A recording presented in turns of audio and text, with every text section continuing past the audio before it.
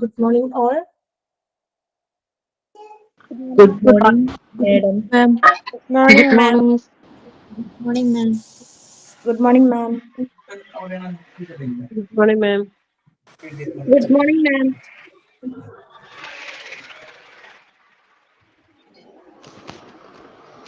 Okay, നമ്മള് class start ചെയ്യുന്നതാണ്. കഴിഞ്ഞ ക്ലാസ്സിൽ ട്രാൻസ്ഫർ ഓഫ് പേഷ്യൻസിന്റെ ഒരു ഇൻട്രൊഡക്ഷനും കാര്യങ്ങളാണ് നമ്മൾ കഴിഞ്ഞ ക്ലാസ്സിൽ ചർച്ച ചെയ്തത് അല്ലെ? എല്ലാവർക്കും ഓർമ്മയുണ്ടെന്ന് തോന്നുന്നു. Good morning, ma'am. ഓക്കെ, അപ്പൊ നമ്മള് കഴിഞ്ഞ ക്ലാസ്സിൽ ട്രാൻസ്ഫർ ഓഫ് പേഷ്യൻസ് ആണ് പറഞ്ഞത് അല്ലെ? അപ്പൊ ജസ്റ്റ് കഴിഞ്ഞ ക്ലാസ്സിൽ എന്തൊക്കെയാണ് പറഞ്ഞതെന്ന് ജസ്റ്റ് ഒന്ന് റിപ്പീറ്റ് ചെയ്ത് പറഞ്ഞോണെയാണ്. ജസ്റ്റ് ഇൻട്രൊഡക്ഷൻ നമ്മൾ പറഞ്ഞായിരുന്നു അല്ലെ? ട്രാൻസ്ഫർ ഓഫ് പേഷ്യൻസ് എന്ന് പറയുമ്പോൾ അതിനകത്ത് മെയിൻ ആയിട്ട് വരുന്നത് intra and Inter hospital patient അല്ലെ? ട്രാൻസ്ഫർ പറഞ്ഞു. ഇൻട്രാ എന്ന് പറഞ്ഞിട്ടുണ്ടെങ്കിൽ എന്തായിരുന്നു? ഒരു ഹോസ്പിറ്റലിൽ നിന്ന് മറ്റൊരു ഹോസ്പിറ്റലിലേക്ക് ട്രാൻസ്ഫർ ചെയ്യുന്നത്. ഇന്റർ എന്ന് പറഞ്ഞാൽ ഒരു ഹോസ്പിറ്റലിന്റെ ഉള്ളിൽ തന്നെ വേറൊരു സെക്ഷനിലേക്ക് ട്രാൻസ്ഫർ ചെയ്യുന്നതാണ് ഇന്റർ നമ്മൾ പറഞ്ഞത്. നെക്സ്റ്റ് നമ്മൾ അതിന് എന്തിനു വേണ്ടിയിട്ടായിരുന്നു ട്രാൻസ്ഫർ ചെയ്തത്? മോർ വെൽ ഡെവലപ്ഡ് കെയർ ലഭിക്കുവാൻ വേണ്ടിയിട്ട്. നെക്സ്റ്റ് നമ്മൾ അതിന്റെ ഡെഫിനിഷൻ പറഞ്ഞായിരുന്നു. പിന്നെ പർപ്പസ് അല്ലെ? അതിന്റെ ഉദ്ദേശങ്ങൾ എന്തിനൊക്കെ വേണ്ടിയിട്ടാണ് ഒരു പേഷ്യന്റിനെ ട്രാൻസ്ഫർ ചെയ്യുന്നതെന്ന് പറഞ്ഞു. പിന്നെ എന്താണ് types of transfers of patient അല്ലെ? ഇന്റേണൽ ട്രാൻസ്ഫർ, എക്സ്റ്റേണൽ ട്രാൻസ്ഫറും അല്ലെ? ഇന്റേണൽ എന്ന് പറയുമ്പോൾ എന്താണ്? General ward to ICU. External or intra എന്ന് പറഞ്ഞാൽ എന്താണ്? General hospital to specialised hospital. എല്ലാവരും ഒന്ന് മ്യൂട്ട് ചെയ്യാമോ? നെക്സ്റ്റ് നമ്മൾ നോക്കിയത് ട്രാൻസ്ഫർ വിത്തിൻ ദ ഫെസിലിറ്റി അല്ലെ? എങ്ങനെയൊക്കെ സൗകര്യത്തിനുള്ള കൈമാറ്റങ്ങൾ, ഏതൊക്കെ രീതിയിലാണ് ഒരു പേഷ്യന്റിനെ ട്രാൻസ്ഫർ ചെയ്യുന്നതെന്ന് നമ്മൾ ഓരോ പോയിന്റ്സ് നമ്മൾ ഡിസ്കസ് ചെയ്തായിരുന്നു. ലാസ്റ്റ് നമ്മൾ ഡിസ്കസ് ചെയ്തത് equipment necessary for the transfer of patient. ഒരു പേഷ്യന്റിനെ ട്രാൻസ്ഫർ ചെയ്യുമ്പോൾ അതിന് നെസസറി ആയിട്ട് വേണ്ടുന്ന എക്യുപ്മെന്റ്സ് ഏതൊക്കെയാണെന്നാണ് നമ്മൾ ലാസ്റ്റ് ക്ലാസ്സിൽ നോക്കിയത് അല്ലെ? Wheel chair, structure, identification labels, patient belongings, X-ray, investigation reports, patient's record and file, cardiac monitoring is required. ഇത്രയും കാര്യങ്ങളാണ് ഒരു ട്രാൻസ്ഫർ ചെയ്യുമ്പോൾ ഒരു പേഷ്യന്റിന് വേണ്ട എക്യുപ്മെന്റ്സ് ആയിട്ട് വരുന്നത്. ഇത്രയാണ് നമ്മൾ കഴിഞ്ഞ ക്ലാസ്സിൽ ഡിസ്കസ് ചെയ്തത് അല്ലെ? ഇത്രയും ക്ലിയർ ആണെന്ന് വിശ്വസിക്കുന്നു. ഓക്കെ, പിന്നെ നമ്മൾ നെക്സ്റ്റ് ഭാഗത്തോട്ട് പോവുകയാണ്. നെക്സ്റ്റ് നമ്മൾ നോക്കാൻ പോകുന്നത് transfer to an extended care facility അല്ലെ? ട്രാൻസ്ഫറിന്റെ തന്നെ കാര്യങ്ങളാണ് ഇപ്പം വരുന്നത്. അപ്പൊ transfer to an extended care facility, അതായത് എന്താണ്? ട്രാൻസ്ഫർ ടു ആൻ എക്സ്റ്റെൻഡഡ് എന്ന് പറഞ്ഞാൽ എന്താണ്? കുറച്ചും കൂടി വിപുലമായിട്ടുള്ള ഡെവലപ്ഡ് ആയിട്ടുള്ള ഒരു കെയർ ഫെസിലിറ്റിയിലോട്ട്, കേന്ദ്രത്തിലോട്ട് എന്താണ് ഒരു പേഷ്യന്റിനെ ട്രാൻസ്ഫർ ചെയ്യുമ്പോഴുള്ള കാര്യങ്ങൾ എന്തൊക്കെയാണെന്നാണ് നെക്സ്റ്റ് നമ്മൾ ഇന്ന് നോക്കാൻ പോകുന്നത്. ഓക്കെ, ഫസ്റ്റ് പോയിന്റ് നോക്കിയേ. നമ്മൾ സ്ക്രീനിൽ നിങ്ങൾ വായിക്കാൻ എൻ്റെ ഒപ്പം തന്നെ വായിച്ചു പോവുക. Make sure that patient's physician has returned the transfer order on his chart and has completed the special transfer from this. This form should consist of the patient diagnostic care summary, drug regimen, and special care instructions such as diet and physiotherapy. അല്ലെ? നിങ്ങൾക്ക് ഏകദേശം വായിച്ചപ്പോ തന്നെ ഒരു അതിന്റെ meaning മനസ്സിലായി കാണുമല്ലോ അല്ലെ? അതായത് എന്തൊക്കെ വേണം? മേക്ക് ഷുവർ എന്തൊക്കെ പേഷ്യൻസിന് ഉണ്ടെന്ന് ഷുവർ ആയിരിക്കണം. രോഗിയെ നോക്കിയ ഒരു ഫിസിഷ്യന്റെ റിട്ടേൺ ട്രാൻസ്ഫർ ഓർഡർ ഉണ്ട്. നമ്മൾ കഴിഞ്ഞ ക്ലാസ്സിൽ പറഞ്ഞായിരുന്നു അല്ലെ? എന്താണ് ഡോക്ടറിന്റെ ഒരു ഡോക്യുമെന്റേഷൻ അല്ലെങ്കിൽ ഒരു റിട്ടേൺ ആയിട്ട് ആ പേഷ്യന്റിനെ നോക്കിയ ആ ഫിസിഷ്യൻ ഒരു ലെറ്റർ എഴുതി കൊടുക്കും. എങ്ങോട്ട്? മറ്റൊരു ഹോസ്പിറ്റലിലേക്ക് ട്രാൻസ്ഫർ ചെയ്യുമ്പോൾ അല്ലെ? ഇപ്പൊ എന്താണ്? രോഗിയെ നോക്കിയ ഫിസിഷ്യൻ തന്റെ ചാർട്ടിൽ എന്ത് വേണം? ഈ ട്രാൻസ്ഫറിന്റെ ഓർഡർ എഴുതിയിട്ടുണ്ടെന്ന് ഷുവർ ആയിട്ട് അതൊരു എന്താണ് ഒരു എഴുതിയിട്ടുണ്ടാകണം അല്ലെ? കംപ്ലീറ്റ് ആയിട്ടുള്ള ട്രാൻസ്ഫർ ഫ്രം എഴുതിയിട്ടുണ്ടാവണം മറ്റൊരു ഹോസ്പിറ്റലിലേക്ക് ട്രാൻസ്ഫർ ചെയ്യുമ്പോൾ. പിന്നെ എന്താണ്? ആ ഫോമിൽ തന്നെ എന്തൊക്കെയാ ആ ഫോമിൽ ഉൾപ്പെടുത്തിയിരിക്കണം? ആ പേഷ്യൻസിന്റെ ഡയഗ്നോസ്റ്റിക് കെയർ അല്ലെ? ഇതുവരെ നൽകിയിട്ടുള്ള കെയറുകൾ. പിന്നെ എന്താണ്? ആ സമ്മറി ഓരോ ദിവസത്തെ നമ്മൾ പറഞ്ഞില്ലേ ഡേ ടു ഡേ പ്രൊസീജിയേഴ്സ് ഒക്കെ ഒരു അല്ലെങ്കിൽ ഇൻചാർജ് ഒരു സമ്മറി ആയിട്ട് എഴുതി കാണുമെന്ന്. അപ്പൊ ആ ഒരു സമ്മറി അതിനകത്ത് വേണം. ഡ്രഗ് റെജിമെന്റ്, അതുവരെ കൊടുത്ത മെഡിസിൻസ് എന്തൊക്കെയാണെന്ന് വേണം അല്ലെ? പിന്നെന്താണ്?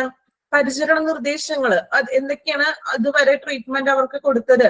Such as diet and physiotherapy in case എന്തൊക്കെ രീതിയിലുള്ള ഓരോ രോഗിക്കും പ്രത്യേകമായിട്ടുള്ള ഭക്ഷണക്രമങ്ങൾ ഉണ്ടാവില്ലേ? ചിലപ്പോൾ എല്ലാ ഫുഡും ഒരു ക്രിട്ടിക്കൽ സ്റ്റേജിലാക്കി കഴിക്കാൻ പറ്റില്ല അല്ലെ? അപ്പോ ചിലപ്പോൾ ഡൈല്യൂട്ട് ആയിട്ടുള്ള അങ്ങനത്തെ ഒരു ദ്രാവക രൂപത്തിലുള്ളത് അല്ലെ? അങ്ങനെയുള്ള ഫുഡൊക്കെ ആയിരിക്കും സ്പെഷ്യൽ ആയിട്ട് കൊടുക്കുന്നത്. അപ്പൊ അതിന്റെ ഒരു ഡയറ്റ് ചാർട്ട് ഉണ്ടാവുമല്ലോ ആ പേഷ്യൻസിന്. അപ്പൊ ഡയറ്റ് ചാർട്ട് ആൻഡ് ഫിസിയോതെറാപ്പി, ചില പേഷ്യൻസിന് ഫിസിയോതെറാപ്പി ചെയ്യുന്നവരായിരിക്കാം അല്ലെ. അപ്പൊ ഫിസിയോതെറാപ്പിയുടെ ഡീറ്റെയിൽസ് ഇത്രയും കാര്യങ്ങൾ വേണം ഒരു ഫിസിഷ്യൻ എഴുതി കൊടുക്കുന്ന റിട്ടേൺ ആ ഒരു ട്രാൻസ്ഫർ ഫോമിൽ ഉണ്ടായിരിക്കേണ്ടത്. നെക്സ്റ്റ് നമ്മൾ പറയുന്നത് complete the nursing summary. Nursing summary full ആയിട്ട് വേണം. That include the patient assessment, progress needed, nursing treatments and special needs to make sure the continuity of care. അല്ലെ, എന്താണ് രോഗിയുടെ വിലയിരുത്തൽ വേണം. സമ്മറി അതായത് ഇതുപോലെയുള്ള ഡേ ടു ഡേ ഉള്ള പ്രൊസീജിയേഴ്സ് വേണം. പിന്നെ എന്താണ് വിലയിരുത്തൽ, ഓരോ ദിവസം എന്തെങ്കിലും റിക്കവറി ആയിട്ടുണ്ടോ, പേഷ്യൻസിന്റെ നില എങ്ങനെയാണ്, റിക്കവറി ആയോ അല്ലെങ്കിൽ എങ്ങനെ ഓൾറെഡി ഉള്ള ഒരു എക്സ്റ്റെൻഡ് ആയിട്ടുള്ള ഒരു അവസ്ഥയിൽ നിന്ന് ക്രിട്ടിക്കലിലേക്ക് പോവുകയാണോ, അങ്ങനെ ഓരോ സ്റ്റേജസും കാര്യങ്ങളൊക്കെ നമ്മൾ എന്ത് ചെയ്യും, ഇവാലുവേറ്റ് ചെയ്തിട്ടുണ്ടാവുമല്ലോ നഴ്സസ്. അപ്പൊ ആ പേഷ്യൻസിന്റെ അസസ്മെന്റ് പ്രോഗ്രസ് വേണം. ഈ അസസ്മെന്റ് പ്രോഗ്രസ് എന്ന് പറഞ്ഞാൽ അതിനെ വിലയിരുത്തിയിട്ടുണ്ടാവുമല്ലോ, എങ്ങനെയുള്ളതാണ്, റിക്കവറി ആണോ, അങ്ങനെ വിലയിരുത്തുന്ന ആ ഒരു പ്രോഗ്രസ് അതിൽ ഉൾപ്പെടണം. പിന്നെന്താണ് നഴ്സിംഗ് ട്രീറ്റ്മെന്റ് അല്ലെ, ട്രീറ്റ്മെന്റ് വേണം. നഴ്സിംഗിന്റെ ചികിത്സകൾ, അതായത് മേ ബി ഈ ഇഞ്ചക്ട് ചെയ്തതും ഇഞ്ചക്ഷൻസിന്റെ വിവരങ്ങളും അല്ലെങ്കിൽ മെഡിസിന്റെ ഡീറ്റെയിൽസും കാര്യങ്ങളും വേണം. പിന്നെന്താണ് പിന്നെ പരിചരണത്തിന്റെ തുടർച്ച വേണ്ടേ നമുക്ക്. നെക്സ്റ്റ് ട്രീറ്റ്മെന്റ് ചെയ്യുന്നതല്ല, അവിടെ വെച്ച് ട്രീറ്റ്മെന്റ് സ്റ്റോപ്പ് ആവുകയല്ല, നമുക്ക് തുടർച്ച വേണം, കണ്ടിന്യൂറ്റി ഓഫ് കെയർ വേണം അല്ലെ. അതായത് നഴ്സിംഗ് സമ്മറി. അപ്പൊ ഇങ്ങനെയുള്ള ആവശ്യങ്ങളൊക്കെ അതിനകത്ത് പൂർത്തിയാകണം. ഈ ഒരു മറ്റൊരു ഹോസ്പിറ്റലിലേക്ക് ട്രാൻസ്ഫർ ചെയ്യുമ്പോൾ നമ്മൾ മെയിൻ ആയിട്ട് പറയുന്നത് എന്താണ്, അതുവരെ ആ ഹോസ്പിറ്റലിലെ എത്രത്തോളം ട്രീറ്റ്മെന്റ് ആ പേഷ്യൻസിന് ലഭിച്ചിരിക്കുന്നോ ആ എല്ലാ ഡീറ്റെയിൽസ് എന്തിനു വേണം, മറ്റൊരു ഹോസ്പിറ്റലിലേക്ക് ട്രാൻസ്ഫർ ചെയ്യുമ്പോൾ ആവശ്യമാണ്. എന്തിനു വേണ്ടിയിട്ടാണ്, മറ്റൊരു ഹോസ്പിറ്റലിൽ ചെന്നാലും ഈ ആളുടെ ട്രീറ്റ്മെന്റ് കണ്ടിന്യൂ ചെയ്യുകയാണല്ലോ. അപ്പൊ അത് കണ്ടിന്യൂ ചെയ്യാൻ വേണ്ടി ഇത്തരം കാര്യങ്ങളൊക്കെ ഇമ്പോർട്ടന്റ് ആണ്. ഇനി next settlement of hospital bill. Hospital bills ഒക്കെ സെറ്റിൽമെന്റ് ചെയ്യാനുണ്ട് അല്ലെ. ഇവിടെ എന്തെങ്കിലും ഡ്യൂ ആയിട്ട് ബിൽസ് ഒക്കെ ഉണ്ടെങ്കിൽ അതൊക്കെ ക്ലിയർ ചെയ്തിട്ട് വേണം രോഗിയെ ട്രാൻസ്ഫർ ചെയ്യാൻ വേണ്ടിയിട്ട്. Retain 1 copy of transfer from and nursing summary with the patient's chart and pass on the other copy to the receiving facility. Clear ആയോ? അതായത് എന്താണ്, ഇത് നമ്മൾ ട്രാൻസ്ഫർ ചെയ്യുമ്പോൾ എന്ത് വേണം, ഒരു കോപ്പി രോഗിയുടെ ചാർട്ടിനൊപ്പം വെക്കണം. ഈ കോപ്പി മീൻസ് ഉദ്ദേശിക്കുന്നത് ഈ പറഞ്ഞ സമ്മറിയില്ലേ നമ്മൾ കൊടുത്ത മെഡിസിൻസ് അല്ലെങ്കിൽ ഇഞ്ചക്ഷൻസ് എന്തൊക്കെ ട്രീറ്റ്മെന്റ് അവിടെ ഓൾറെഡി അവർ ചെയ്ത് കഴിഞ്ഞു, അതിനുള്ള ഒരു കോപ്പി, ഒരു ഡീറ്റെയിൽ പോലെ നമുക്കൊരു ഡോക്യുമെന്റ് പോലെ ഉണ്ടാകുമല്ലോ.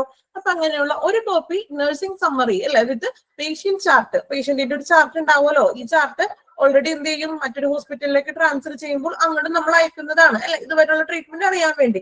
പേഷ്യൻസിന്റെ ചാർട്ടിൽ ഒരു കോപ്പി വെക്കണം. പിന്നെ എന്താണ്, ഒരു കോപ്പി നമ്മൾ ട്രാൻസ്ഫർ ചെയ്യുന്ന ഏത് ഹോസ്പിറ്റലിലേക്കാണോ ട്രാൻസ്ഫർ ചെയ്യുന്നത് അങ്ങോട്ട് ഒരു കോപ്പി അയക്കണം. പിന്നെ നമുക്ക് ഓൾറെഡി നിന്ന ഹോസ്പിറ്റലിലും ആ രോഗിയുടെ ചാർട്ട് ആ ഹോസ്പിറ്റലിൽ ഉണ്ടാവുമല്ലോ, ആളുടെ പേര് എഴുതിയ ഒരു ചാർട്ട് ഉണ്ടാവില്ലേ, ആ ചാർട്ടിന്റെ ഒപ്പം എന്ത് വേണം, ഒരു കോപ്പി ചാർട്ടിന്റെ ഒപ്പം വെക്കണം. ഒരു കോപ്പി എന്ത് ചെയ്യാ, നമ്മൾ എങ്ങോട്ടാണോ ട്രാൻസ്ഫർ ചെയ്യുന്നത് അങ്ങോട്ട് ട്രാൻസ്ഫർ ഈ കോപ്പിയും കൂടി ട്രാൻസ്ഫർ ചെയ്യുക. ഓക്കെ, അപ്പൊ ഇത്രയും കാര്യങ്ങളാണ് transfer to an extend care ഫെസിലിറ്റിയിൽ പറയുന്നത്. നെക്സ്റ്റ് നമ്മൾ നോക്കുന്നത് key elements for transfer critically ill patient അല്ലെ. അതായത് കീ എലമെന്റ്സ് ക്രിട്ടിക്കൽ സിറ്റുവേഷൻ വരുന്ന പേഷ്യൻസിന്റെ ട്രാൻസ്ഫർ.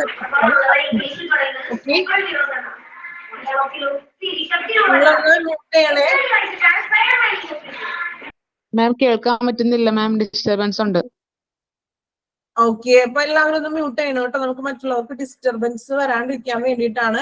നിങ്ങൾക്ക് ഡൗട്ട് ഉണ്ടെങ്കിൽ ഞാൻ ക്ലിയർ ചെയ്ത് നമുക്ക് ക്ലാസ്സിന് ശേഷം ക്ലിയർ ചെയ്ത് തരാം കേട്ടോ. പിന്നെ നമ്മൾ പറയാൻ പോകുന്നത് ക്രിട്ടിക്കലി ട്രാൻസ്ഫർ ചെയ്യുമ്പോൾ ഉള്ള കാര്യങ്ങൾ മാത്രമല്ലേ, ICU പേഷ്യന്റിന്റെ കാര്യമല്ലേ? അതെ, ഇപ്പൊ നമ്മൾ പറയുന്നത് ICU. നമ്മളിപ്പോ ട്രാൻസ്ഫർ ഓഫ് എക്സ്റ്റെൻഡിൽ പറയുന്നത് നോർമലി എല്ലാ തരത്തിലുള്ള ട്രാൻസ്ഫറുകളാണ് പറഞ്ഞത്. ഇനി നെക്സ്റ്റ് നമ്മൾ പറയുന്നതാണ് ക്രിട്ടിക്കലി ഇൽനെസ് പേഷ്യന്റ് ആയിട്ടുള്ളത്. അതായത് ICU പോലത്തെ ആ സെക്ഷനിൽ നിന്ന് ട്രാൻസ്ഫർ ചെയ്യുന്നവരുടെയാണ് നെക്സ്റ്റ് നമ്മൾ പറയാൻ പോകുന്നത് കേട്ടോ. നമ്മൾ നേരത്തെ പറഞ്ഞത് നോർമലി എല്ലാത്തരം ട്രാൻസ്ഫേഴ്സും വരുന്നുണ്ട്. എന്തൊക്കെ വേണമെന്നല്ല നമ്മൾ പറഞ്ഞത്, ഡീറ്റെയിൽസും കാര്യങ്ങളൊക്കെ. അതിപ്പോ ക്രിട്ടിക്കൽ അല്ല, നോർമലി ഒരു പേഴ്സണ് എന്താണ് അവന് ഒരു സ്പെഷ്യൽ കെയർ അവിടെ ആ ഹോസ്പിറ്റലിൽ ഇല്ലെങ്കിൽ ട്രാൻസ്ഫർ ചെയ്യുമ്പോഴും ഈ പറഞ്ഞ കാര്യങ്ങൾ സമ്മറിയും അല്ലെങ്കിൽ മെഡിസിന്റെ ഡീറ്റെയിൽസും എല്ലാം ഒരു ഹോസ്പിറ്റലിലേക്ക് ട്രാൻസ്ഫർ ചെയ്യുമ്പോൾ ആവശ്യമാണ്. നെക്സ്റ്റ് നമ്മൾ ഇനി ഡിസ്കസ് ചെയ്യാൻ പോകുന്നതാണ് ക്രിട്ടിക്കലി ഇൽ പേഷ്യന്റിന്റെ കാര്യം. അതായത് ഈ ICU പോലുള്ള സെക്ഷനിൽ നിന്ന് മറ്റൊരു ഹോസ്പിറ്റലിലേക്ക് ട്രാൻസ്ഫർ ചെയ്യുമ്പോഴുള്ള കാര്യമാണ് നമ്മൾ ഇനി നെക്സ്റ്റ് ഡിസ്കസ് ചെയ്യുന്നത്. ഓക്കെ, ക്ലിയർ ആണല്ലോ? ഓക്കെ, നിങ്ങൾക്ക് ഡൗട്ട് ഉണ്ടെങ്കിൽ നിങ്ങളൊന്ന് ലാസ്റ്റ് ചോദിക്കണേ. ഇനിയിപ്പോ നമ്മൾ പറയാൻ പോകുന്നതിൽ ചില ടേമുകൾ നിങ്ങൾക്ക് ചിലപ്പോൾ റയർ ആയിട്ട് കേൾക്കുന്ന ടേമുകളായിരിക്കും. അപ്പൊ അതിന്റെ ഡീറ്റെയിൽ ഞാൻ ഇത് ക്ലാസ്സിന് ശേഷം ഒന്ന് പറഞ്ഞുതരാം കേട്ടോ. ഓക്കെ, ജസ്റ്റ് ഞാൻ ഓരോ പോയിന്റ് ആയിട്ട് പറഞ്ഞുകൊണ്ടാണ് കേട്ടോ. ഫസ്റ്റ് എ എന്ന് പറയുന്നത് decision to transfer and communication. എന്താണ് ഡിസിഷൻ ടു ട്രാൻസ്ഫർ? അതായത് കൈമാറ്റം ചെയ്യാനായിട്ടുള്ള എന്താണ് ഒരു തീരുമാനങ്ങൾ എടുക്കണമല്ലോ ഒരു പേഷ്യന്റിന്. തീരുമാനം എടുക്കുന്നത് ആരാണ്? അവിടുത്തെ ഫിസിഷ്യനും ഡോക്ടേഴ്സ് ആണ് അല്ലെ.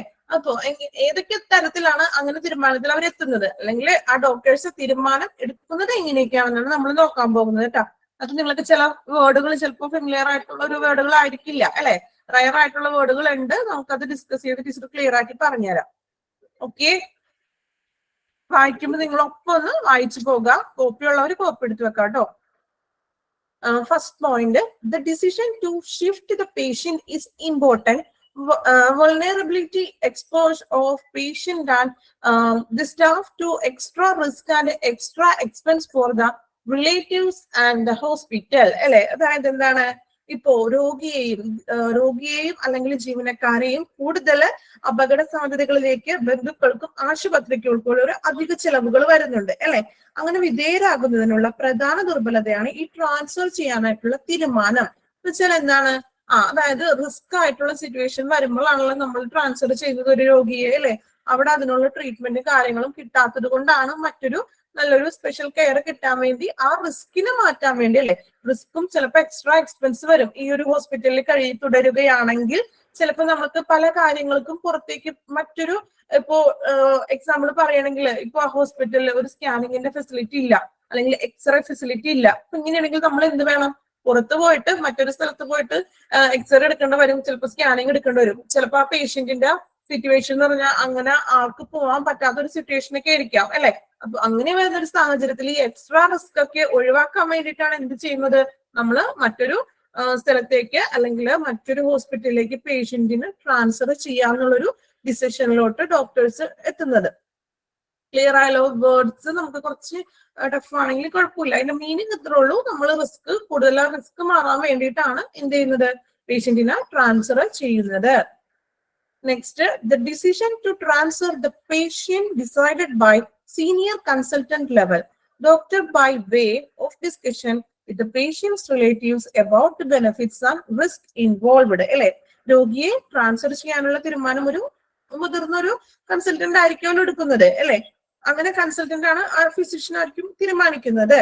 ഇത് രോഗികളുടെ ബന്ധുക്കളുമായിട്ടും അല്ലെങ്കിൽ അപകട സാധ്യതകളെ കുറിച്ച് നമുക്ക് ഇങ്ങനെ മാറ്റുന്നതായിരിക്കാം നല്ലത് എന്നൊക്കെ എന്ത് ചെയ്യും, റിലേറ്റീവ്സ് ആയിട്ട് അതിന്റെ ബെനിഫിറ്റ്സ് ഇന്ന പേഷ്യന്റിന് ഇങ്ങനെ നമുക്ക് ട്രാൻസ്ഫർ ചെയ്ത ആൾക്ക് അവിടെ നല്ലൊരു ട്രീറ്റ്മെന്റ് ലഭിക്കും, ചിലപ്പോൾ ആള് പെട്ടെന്ന് റിക്കവറി ആയേക്കാം എന്നൊക്കെ എന്ത് ചെയ്യും, ഈ ഡോക്ടേഴ്സ് ആണ് ഈ റിസ്കും കാര്യങ്ങളും അല്ലെങ്കിൽ എന്തൊക്കെ ബെനിഫിറ്റ്സ് കിട്ടും ആളെ ഇങ്ങനെ പേഷ്യന്റിനെ മറ്റൊരു ഹോസ്പിറ്റലിലേക്ക് ട്രാൻസ്ഫർ ചെയ്യുന്നത് കൊണ്ട് ആൾക്ക് ഇതിന്റെ പ്രയോജനങ്ങൾ ഉണ്ടാകാം എന്നൊക്കെ ആര് പറയും, പേഷ്യന്റിന് ആ ഡോക്ടറാണ് ഇൻഫോം ചെയ്യുന്നത് അല്ലെ. ആ ഒരു തീരുമാനങ്ങളൊക്കെ പറയും അല്ലെ. അതായത് റിലേറ്റീവ്സിനോട് അറിയിക്കാണ്ട് ഒരു ഹോസ്പിറ്റലിന്റെ ഭാഗത്ത് നിന്ന് നമുക്ക് ഒരിക്കലും ഒരു പേഷ്യന്റിനെ ഡയറക്റ്റ് ട്രാൻസ്ഫർ ഒന്നും ചെയ്യാൻ സാധിക്കില്ല അല്ലെ. അല്ലെങ്കിൽ റിലേറ്റീവ്സിനോട് പറഞ്ഞതിന് ശേഷമാണ് ഇങ്ങനെയുള്ള കാര്യങ്ങൾ തീരുമാനിക്കുന്നത്. അപ്പോ ഒരു മുതിർന്ന ഒരു കൺസൾട്ടന്റ് ആയിരിക്കും, ആ ഡോക്ടറാണ് ഈ റിലേറ്റീവ്സിനോട് ഇങ്ങനെയുള്ള സാധ്യതകളെ കുറിച്ചും റിസ്ക് സാധ്യതകളെ കുറിച്ചും അല്ലെങ്കിൽ എന്താണ് കൂടുതൽ ട്രീറ്റ്മെന്റ് അവിടെ ലഭിക്കും അല്ലെങ്കിൽ റിക്കവറി ആകും എന്നൊക്കെ ഉള്ള ഒരു തീരുമാനങ്ങളിലോട്ട് റിലേറ്റീവ്സിനെ അറിയിക്കുന്നത്. Next, a written and informed consent of patient's relatives along with the reason to transfer is compulsory before the transfer.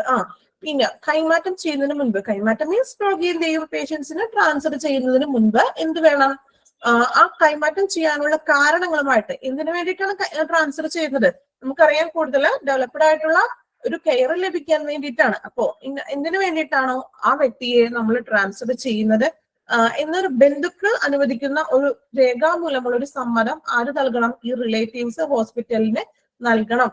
ഞാൻ നേരത്തെ പറഞ്ഞു, ഒരു ഹോസ്പിറ്റൽ അഡ്മിനിസ്ട്രേഷന് ഒരു ഡോക്ടറിന്റെ സ്വന്തം തീരുമാനത്താൽ എന്ത് ചെയ്യാൻ പറ്റില്ല, പേഷ്യന്റിനെ ട്രാൻസ്ഫർ ചെയ്യാനായിട്ട് സാധിക്കില്ല. അതിനു വേണ്ടിയിട്ടാണ് ഡോക്ടർ എന്ത് ചെയ്യുന്നത്, ഈ പേഷ്യന്റിന്റെ റിലേറ്റീവ്സ് ആയിട്ട് സംസാരിക്കുന്നത് അല്ലെ, ഇൻഫോം ചെയ്യുന്നത്. ഇങ്ങനെയൊക്കെയാണ് സിറ്റുവേഷൻ, നമുക്ക് ട്രാൻസ്ഫർ ചെയ്താലേ ആളെ റിക്കവറിലോട്ട് കൊണ്ടുവരാൻ സാധിക്കുള്ളൂ എന്നൊക്കെ പറയുന്നത്. ആ ഒരു പറയുന്നതിന്റെ അടിസ്ഥാനത്തിൽ ഈ രോഗിയുടെ റിലേറ്റീവ്സ് ഒരു ലെറ്റർ സൈൻ ചെയ്ത് കൊടുക്കണം അല്ലെ. അതായത് എന്തായിരിക്കും അതിനകത്ത് പറഞ്ഞിരിക്കുന്നത്, ഞങ്ങളുടെ സമ്മതപ്രകാരം തന്നെയാണ് ഈ രോഗിയെ മറ്റൊരു ഹോസ്പിറ്റലിലേക്ക് ട്രാൻസ്ഫർ ചെയ്യുന്നത് എന്നൊരു രേഖാമൂലമുള്ളൊരു ഇത് എഴുതി കൊടുക്കണം. റിട്ടേൺ ആയിട്ടുള്ളൊരു ഇൻഫോം ആയിട്ടുള്ള ഒരു കൺസെന്റ് എഴുതി കൊടുക്കണം. ഇനി നെക്സ്റ്റ് പറയുന്നത്, ഈ direct communication between shifting and receiving facility should be by sharing of complete information on the patient clinical condition, treatment being given, reason for transfer, method of transfer and timeline of transfer in a written document. അല്ലെ, അതായത് ഒരു direct communication, അതായത് ഒരു return ഡോക്യുമെന്റിൽ എന്തൊക്കെ വേണം, ഒരു direct communication between അല്ലെ, അതിനകത്ത് റിട്ടേൺ ഡോക്യുമെന്റിൽ വേണ്ടുന്ന കാര്യങ്ങളാണ് ഇനി പറയാൻ പോകുന്നത്. ട്രാൻസ്ഫർ രീതി, ഏത് തരത്തിലുള്ള ഒരു ട്രാൻസ്ഫർ ആണ് നമ്മൾ അവിടെ ഉദ്ദേശിക്കുന്നത്, അല്ലെങ്കിൽ പേഷ്യന്റിന്റെ ക്ലിനിക്കൽ കണ്ടീഷൻ, ഇപ്പോഴത്തെ കണ്ടീഷൻ എന്താണ് പേഷ്യന്റിന്റെ അല്ലെ, പിന്നെ സിറ്റുവേഷനിൽ നിൽക്കുകയാണ്, ആള് ക്രിട്ടിക്കലിലാണ്, അപ്പോ എത്രയും പെട്ടെന്ന് ചിലപ്പോൾ ഷിഫ്റ്റ് ചെയ്യേണ്ടതായിട്ട് വരും പേഷ്യന്റിനെ അല്ലെ.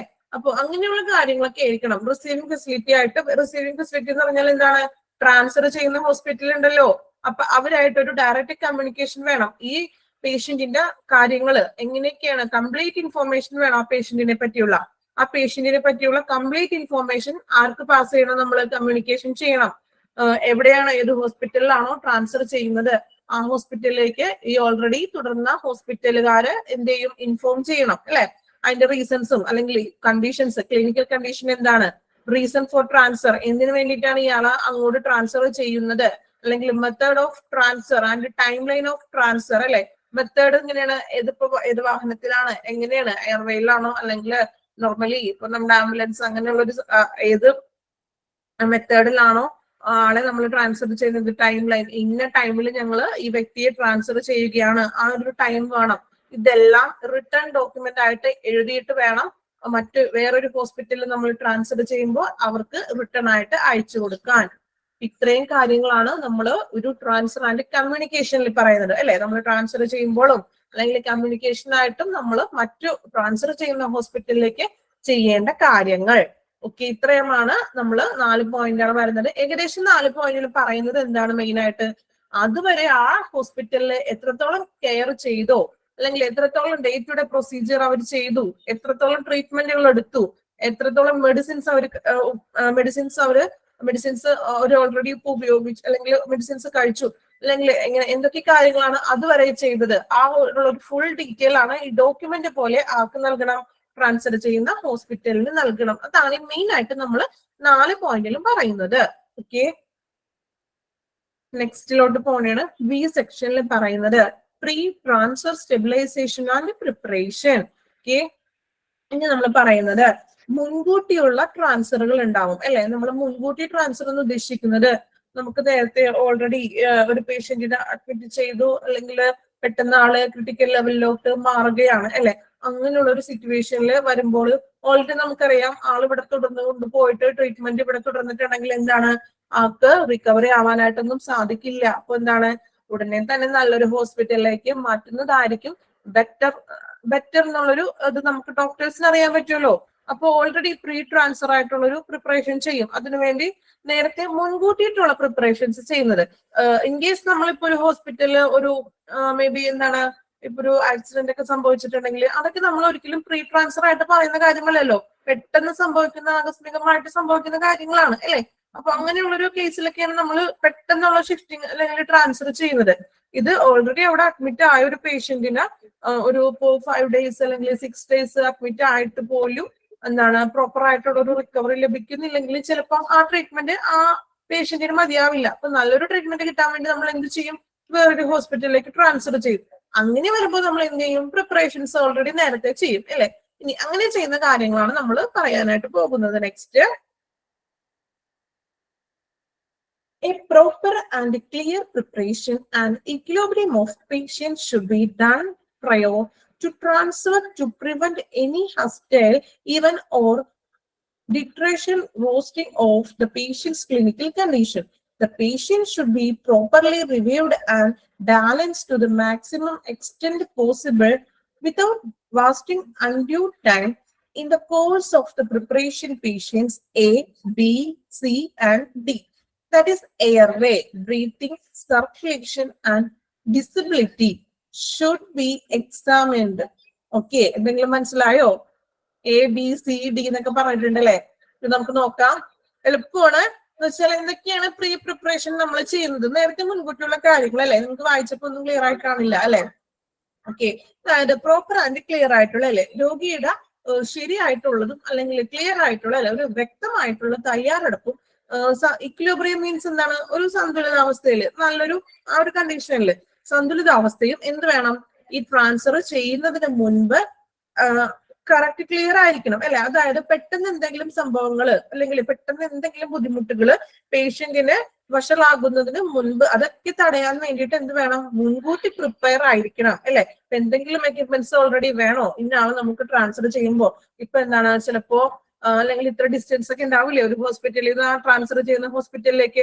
അപ്പൊ അതിനുള്ള പ്രിപ്പറേഷൻസ് ഒക്കെ നമ്മൾ പ്രോപ്പർ ആൻഡ് ക്ലിയർ ആയിട്ടുള്ള തയ്യാറെടുപ്പുകൾ വേണം നമ്മൾ ഒരു ഹോസ്പിറ്റലിൽ നിന്ന് മറ്റൊരു ഹോസ്പിറ്റലിലേക്ക് ട്രാൻസ്ഫർ ചെയ്യുമ്പോൾ എടുക്കാൻ.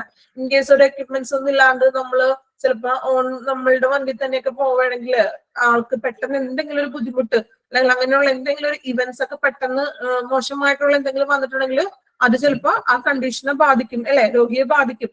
അപ്പോ പ്രോപ്പർ ആയിട്ടും ക്ലിയർ ആയിട്ടുള്ള ഒരു നല്ല രീതിയിലായിട്ടുള്ള ഒരു തയ്യാറെടുപ്പ് വേണം എന്ത് ചെയ്യുമ്പോൾ? ട്രാൻസ്ഫർ ചെയ്യുമ്പോൾ ഒരു പേഷ്യന്റിനെ എടുക്കേണ്ടത് അല്ലെ? അതൊക്കെ എന്താണ് ഒരു സഡൻ ആയിട്ടുള്ള പ്രോബ്ലംസ് എന്നൊക്കെ നമുക്ക് അതിൽ നിന്ന് തടയാൻ വേണ്ടിയിട്ടാണ് അങ്ങനെയുള്ള പ്രോപ്പർ ആൻഡ് ക്ലിയർ ആയിട്ടുള്ള ഒരു തയ്യാറെടുപ്പ് എടുക്കണം എന്ന് നമ്മൾ പറയുന്നത്. ഇനി എന്താണ് പറയുന്നത്? പിന്നെ നോക്കാം. The patient should be properly revived and balanced to the maximum extent possible without wasting undue time. Undue time എന്താണ്? undue time എന്ന് പറഞ്ഞാൽ നമ്മൾ പറയില്ലേ, സമയം കളയാണ്ട് എത്രയും പെട്ടെന്ന് ആളെ ഹോസ്പിറ്റലിൽ എത്തിച്ചിട്ടുണ്ടെങ്കിൽ ചിലപ്പോൾ ജീവൻ രക്ഷിക്കാനായിട്ട് സാധിക്കും എന്നൊക്കെ നമ്മൾ ഇങ്ങനെ കോമൺ ആയിട്ട് പറയുന്ന ഒരു ഇതാണ് അല്ലെ?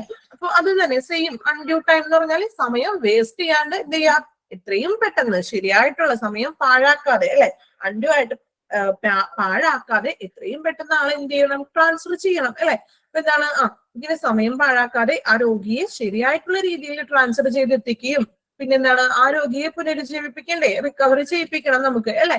ആ രോഗിയെ പുനരുജ്ജീവിപ്പിക്കുകയും സാധ്യമായിട്ടുള്ള പരമാവധി ട്രീറ്റ്മെന്റും എല്ലാം നമുക്ക് നൽകണം അല്ലെ?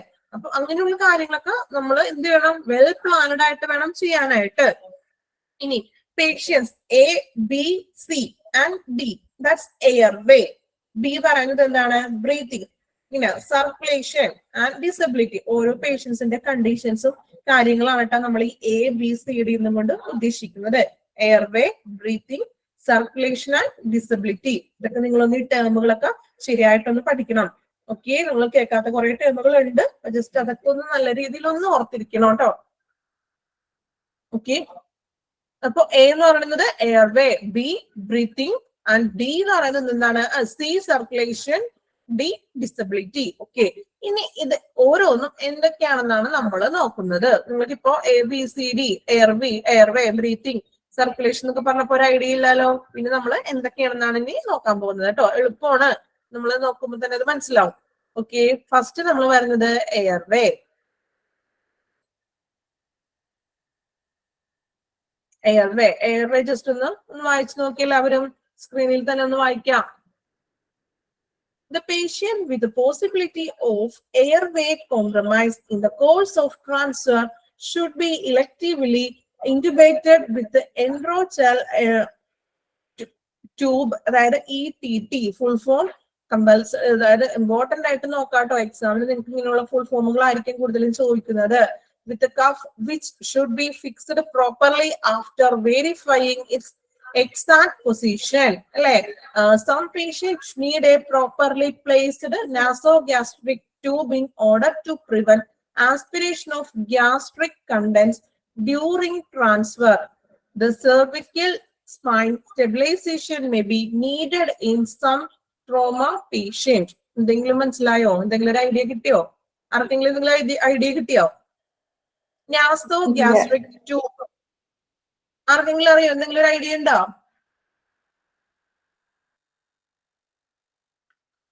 ഇല്ല, ഒന്നും മനസ്സിലായില്ല. ഓറലി ട്യൂബ് ഉപയോഗിക്കും. എന്താണ്? ക്ലിയർ ആയില്ല? മാഡം ഓറലി ഫുഡ് എടുക്കാൻ പറ്റാത്തവർക്ക് NG ട്യൂബ് ഉപയോഗിക്കും. Okay good.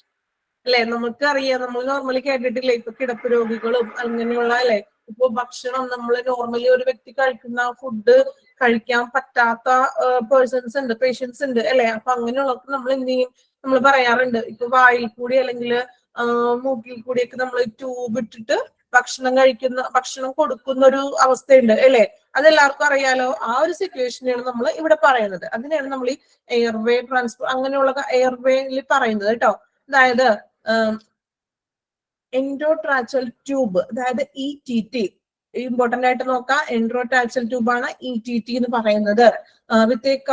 Which should be fixed properly after verifying exact position. Okay, അതായത് എന്താണ്, നമുക്ക് ട്രാൻസ്ഫറിന് ഇപ്പോ ശ്വസനനാളത്തിൽ അല്ലെങ്കിൽ ശ്വസനത്തിന്റെ ബുദ്ധിമുട്ടുകളൊക്കെ ഉണ്ടാവില്ലേ. അപ്പൊ അങ്ങനെയുള്ള ശ്വസനനാളത്തില് സാധ്യതയുള്ള രോഗികൾക്ക് ഈ ചുമക്കൊപ്പം ഈ ചുമയൊക്കെ വരുമ്പോ അങ്ങനെയുള്ള ബുദ്ധിമുട്ടുള്ള ആ വ്യക്തികൾക്ക് എന്ത് ചെയ്യും, നമ്മള് ഈ എൻഡോട്രാച്ചൽ ട്യൂബ് നമ്മൾ കണക്ട് ചെയ്യുകയാണ് ചെയ്യുന്നത്. പ്രോപ്പർ ആയിട്ട് എക്സാക്ട് പൊസിഷനിലേക്ക് കണക്ട് ചെയ്യും അല്ലെ. അത് എന്ത് ചെയ്യണം, എന്നിട്ട് അതിന്റെ എന്താണ് എൻഡോട്രാക്കിയൽ ട്യൂബ് എന്നല്ലേ? എൻഡോട്രാക്കിയൽ ട്യൂബ് എന്നാണ് പറയുന്നത്. മ്യൂട്ട് ചെയ്യാമോ? ഞാൻ അതിന്റെ പിക്ചർ നിങ്ങൾക്ക് ഇതിന് ശേഷം ഒന്ന് ജസ്റ്റ് ഒന്ന് ക്ലിയർ ആക്കി തരാം കേട്ടോ. ഇപ്പൊ ഒന്ന് മ്യൂട്ട് ചെയ്യണേ, നിങ്ങൾ ഒരാളും ഇതാക്കുമ്പോൾ ഡിസ്റ്റർബ് ആവണം മറ്റുള്ളവർക്ക്, അതുകൊണ്ടാണ് പറയുന്നത്. ഓക്കെ, ഞാൻ ഡിസ്കസ് ചെയ്ത് തരാം. നമ്മൾ ഇങ്ങനെ ഒരു ട്യൂബ് എന്ന് വെച്ചിട്ടുണ്ടെങ്കിൽ ഇങ്ങനെ നോർമലി നമുക്ക് ഫുഡ് കഴിക്കാനായിട്ട് സാധിക്കാൻ പറ്റാത്തവരുണ്ടാവുമല്ലോ. അങ്ങനെയുള്ള പേഷ്യൻസിന് വേണ്ടിയിട്ടാണ് നമ്മൾ ഇങ്ങനെയുള്ളൊരു ട്യൂബ് കണക്ട് ചെയ്യുന്നത് അല്ലെ. അതായത് അതിന്റെ സ്ഥാനം എന്ത് വേണം, കൃത്യമായിട്ട് അതിനൊരു എക്സാക്ട് പൊസിഷൻ ഒക്കെ ഉണ്ട്. അപ്പൊ അങ്ങനെയുള്ളൊരു പൊസിഷനിലൊക്കെ ആയിരിക്കണം ഇത് കണക്ട് ചെയ്യുന്നത് ഈ tube. Some patients need a properly placed nasogastric tube in order to prevent aspiration of gastric contents during അല്ലെ. അതായത് ഈ നമ്മൾ ഈ ട്യൂബ് ഇടുന്ന വെച്ചിട്ടുണ്ടെങ്കിൽ എന്താണ്, ഈ നാസോഗ്യാസ്ട്രിക് ട്യൂബ് എന്ന് വെച്ചിട്ടുണ്ടെങ്കിൽ ഈ മൂക്കിൽ കൂടി ഇടുന്നതാണ് നാസോ അല്ലെ. നാസോ എന്ന് പറയുമ്പോൾ നമുക്കറിയാം മൂക്ക് പരമായിട്ടുള്ളതാണ് അല്ലെ. അപ്പൊ നാസോഗ്യാസ്ട്രിക് ട്യൂബ് എന്ന് പറഞ്ഞാല് മൂക്കിൽ കൂടി ട്യൂബ് ഇടുന്നതാണ് അല്ലെ. എന്തിനു വേണ്ടിയിട്ടാണ്, മൂക്കിൽ കൂടി ട്യൂബ് ഇട്ടിട്ട് അതുവഴി ഫുഡ് നൽകുന്നതാണ്. ഫുഡ് നൽകുന്നത് വെച്ചിട്ടുണ്ടെങ്കിൽ എങ്ങനെയുള്ള ഫുഡ് ആയിരിക്കണം, അതിന് നമ്മൾ നോർമൽ ഒരാൾക്ക് എപ്പോഴും ഫുഡ് കൊടുക്കുന്നത് പോലെ കൊടുക്കാനൊന്നും പറ്റില്ല. അതിന് എന്താണ് സ്പെഷ്യൽ പ്രോപ്പർ ആയിട്ടുള്ള ലിക്വിഡ് ആയിട്ടുള്ള ഫുഡാണ് നൽകേണ്ടത്. ലിക്വിഡ് ആയിട്ട് നൽകിയാൽ പോലും അതിൽ തന്നെ നമുക്ക് എല്ലാ കാര്യങ്ങളും വരുന്ന ഫുഡ് ആയിരിക്കണം. ഇപ്പൊ സമീകൃതമായിട്ടുള്ള ആഹാരമായിരിക്കണം, അല്ലെങ്കിൽ എന്താണ് ഉപ്പിന്റെ അംശം വേണം, അല്ലെങ്കിൽ സമീകൃതം. നമുക്ക് ആ വ്യക്തിക്ക് ഇപ്പോ സൂപ്പൊക്കെ ആയിട്ടൊക്കെ നമ്മൾ കൊടുക്കില്ല, ഇപ്പൊ വെജിറ്റബിൾസ് നമുക്ക് ലിക്വിഡ് ആയിട്ട് കൊടുക്കേണ്ടത് കാരണം അത് വെജിറ്റബിൾസ് ഒക്കെ നമുക്ക് ഇപ്പോ ഒരു സൂപ്പ് പോലെയൊക്കെ ആ ഒരു എങ്ങനെയാണ് മാക്സിമം ഒരു വെള്ളം പോലെ അല്ലെങ്കിൽ അത്രയും ഡൈല്യൂട്ട് ആയിട്ട് വേണം നമ്മൾ ഈ ട്യൂബിൽ കൂടി ഒരു തരി പോലും വരാൻ പാടില്ല. അങ്ങനത്തെ ഉള്ള ഒരു രീതിയിലായിരിക്കണം ഫുഡ് നൽകേണ്ടത്. പിന്നെ ആ ഫുഡിന് കറക്റ്റ് ആയിട്ടുള്ള ക്രമങ്ങളും നമുക്ക് വരുന്നുണ്ട്. ഓക്കെ, ഞാനത് നിങ്ങൾക്ക് ക്ലിയർ ചെയ്ത് തരാം.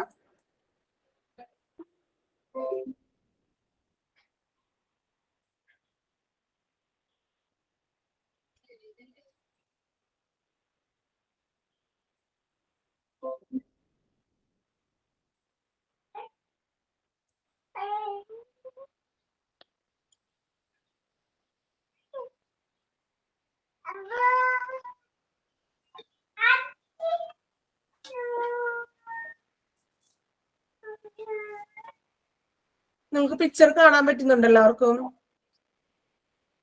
കാണാം മാഡം.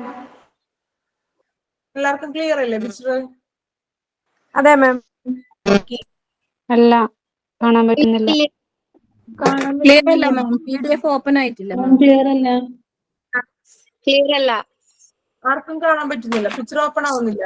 ഓപ്പൺ ആയിട്ടില്ല. പിക്ചർ ഇല്ല. ഞാൻ പിക്ചർ ജസ്റ്റ് സ്ക്രീനിൽ കാണിക്കുന്നേ ഉള്ളൂ. ജസ്റ്റ് ഒന്നുകൂടി ഒന്ന് ക്ലിക്ക് ചെയ്ത് ഫ്രണ്ട് സൈസ് കൂട്ടുകയാണെങ്കിൽ എല്ലാവർക്കും കാണാൻ പറ്റുമെന്ന് തോന്നുന്നു.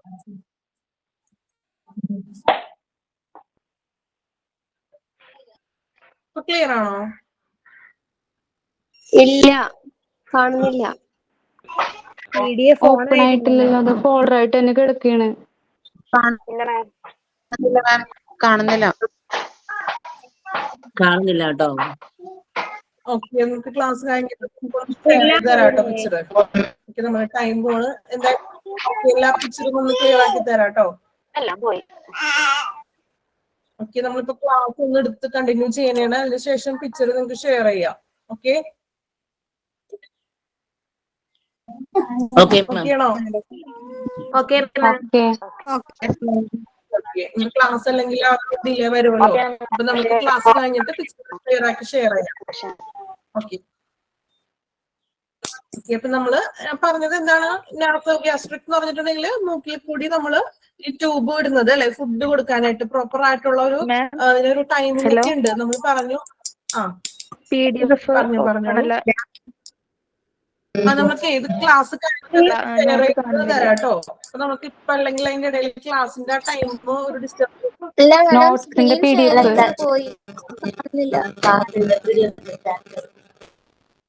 ഓക്കെ, നിങ്ങൾക്ക് ക്ലാസ് കഴിഞ്ഞിട്ട് നിങ്ങൾക്കിത് കാണുന്നില്ല? ഇപ്പൊ നമ്മൾ എടുക്കുന്ന ഭാഗം കാണുന്നുണ്ടോ സ്ക്രീനില്? കാണുന്നില്ല. ആ സ്ക്രീൻ കാണുന്നില്ല. എയർവേ ബ്രീത്തിങ് സ്ക്രീൻ പോയി. ഇല്ല. സ്ക്രീൻ കാണുന്നില്ല. ഓക്കെ ഓക്കെ, PDF കാണുന്നില്ല. പഠിക്കാൻ ബുദ്ധിണ്ടായില്ലേട്ടോ ചവിട്ടി തൊട്ടൂരിലേക്ക് തൊട്ടുനെറിയിലേക്ക്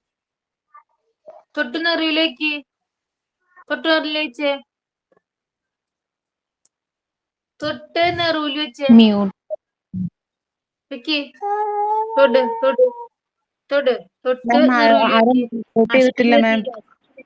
ഡിസ്റ്റർബൻസ് ഉണ്ടാവണു. അശ്വതി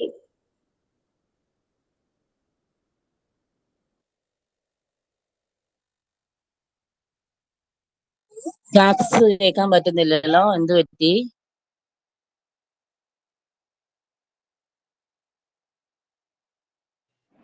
ഇപ്പൊ മിസ്സിനെയും കാണുന്നില്ലല്ലോ. ഹലോ, കേൾക്കാൻ പറ്റുന്നില്ലല്ലോ. ഇപ്പൊ ഒന്നും മാം കേൾക്കുന്നില്ല മാം. എല്ലാരും മ്യൂട്ട് ചെയ്യാത്തത് കൊണ്ടാ.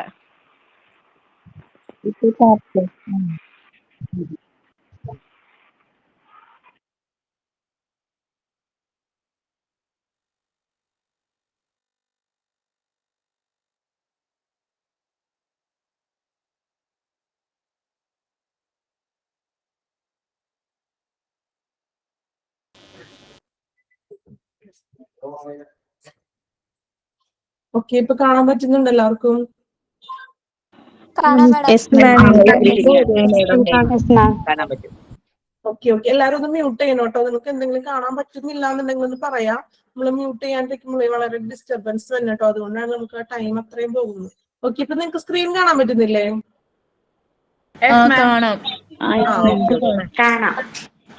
കാണാൻ പറ്റുന്നുണ്ട്. പിക്ചർ ഞാൻ നമ്മളുടെ ക്ലാസ്സിന് ശേഷം പിക്ചർ ഷെയർ ചെയ്ത് തരാം കേട്ടോ. അത് ഓപ്പൺ ആവാത്ത എന്താണെന്ന് നമുക്ക് നോക്കാം കേട്ടോ. ഓപ്പൺ ആവുന്നില്ലെന്നല്ലേ പറഞ്ഞത് നമുക്ക്?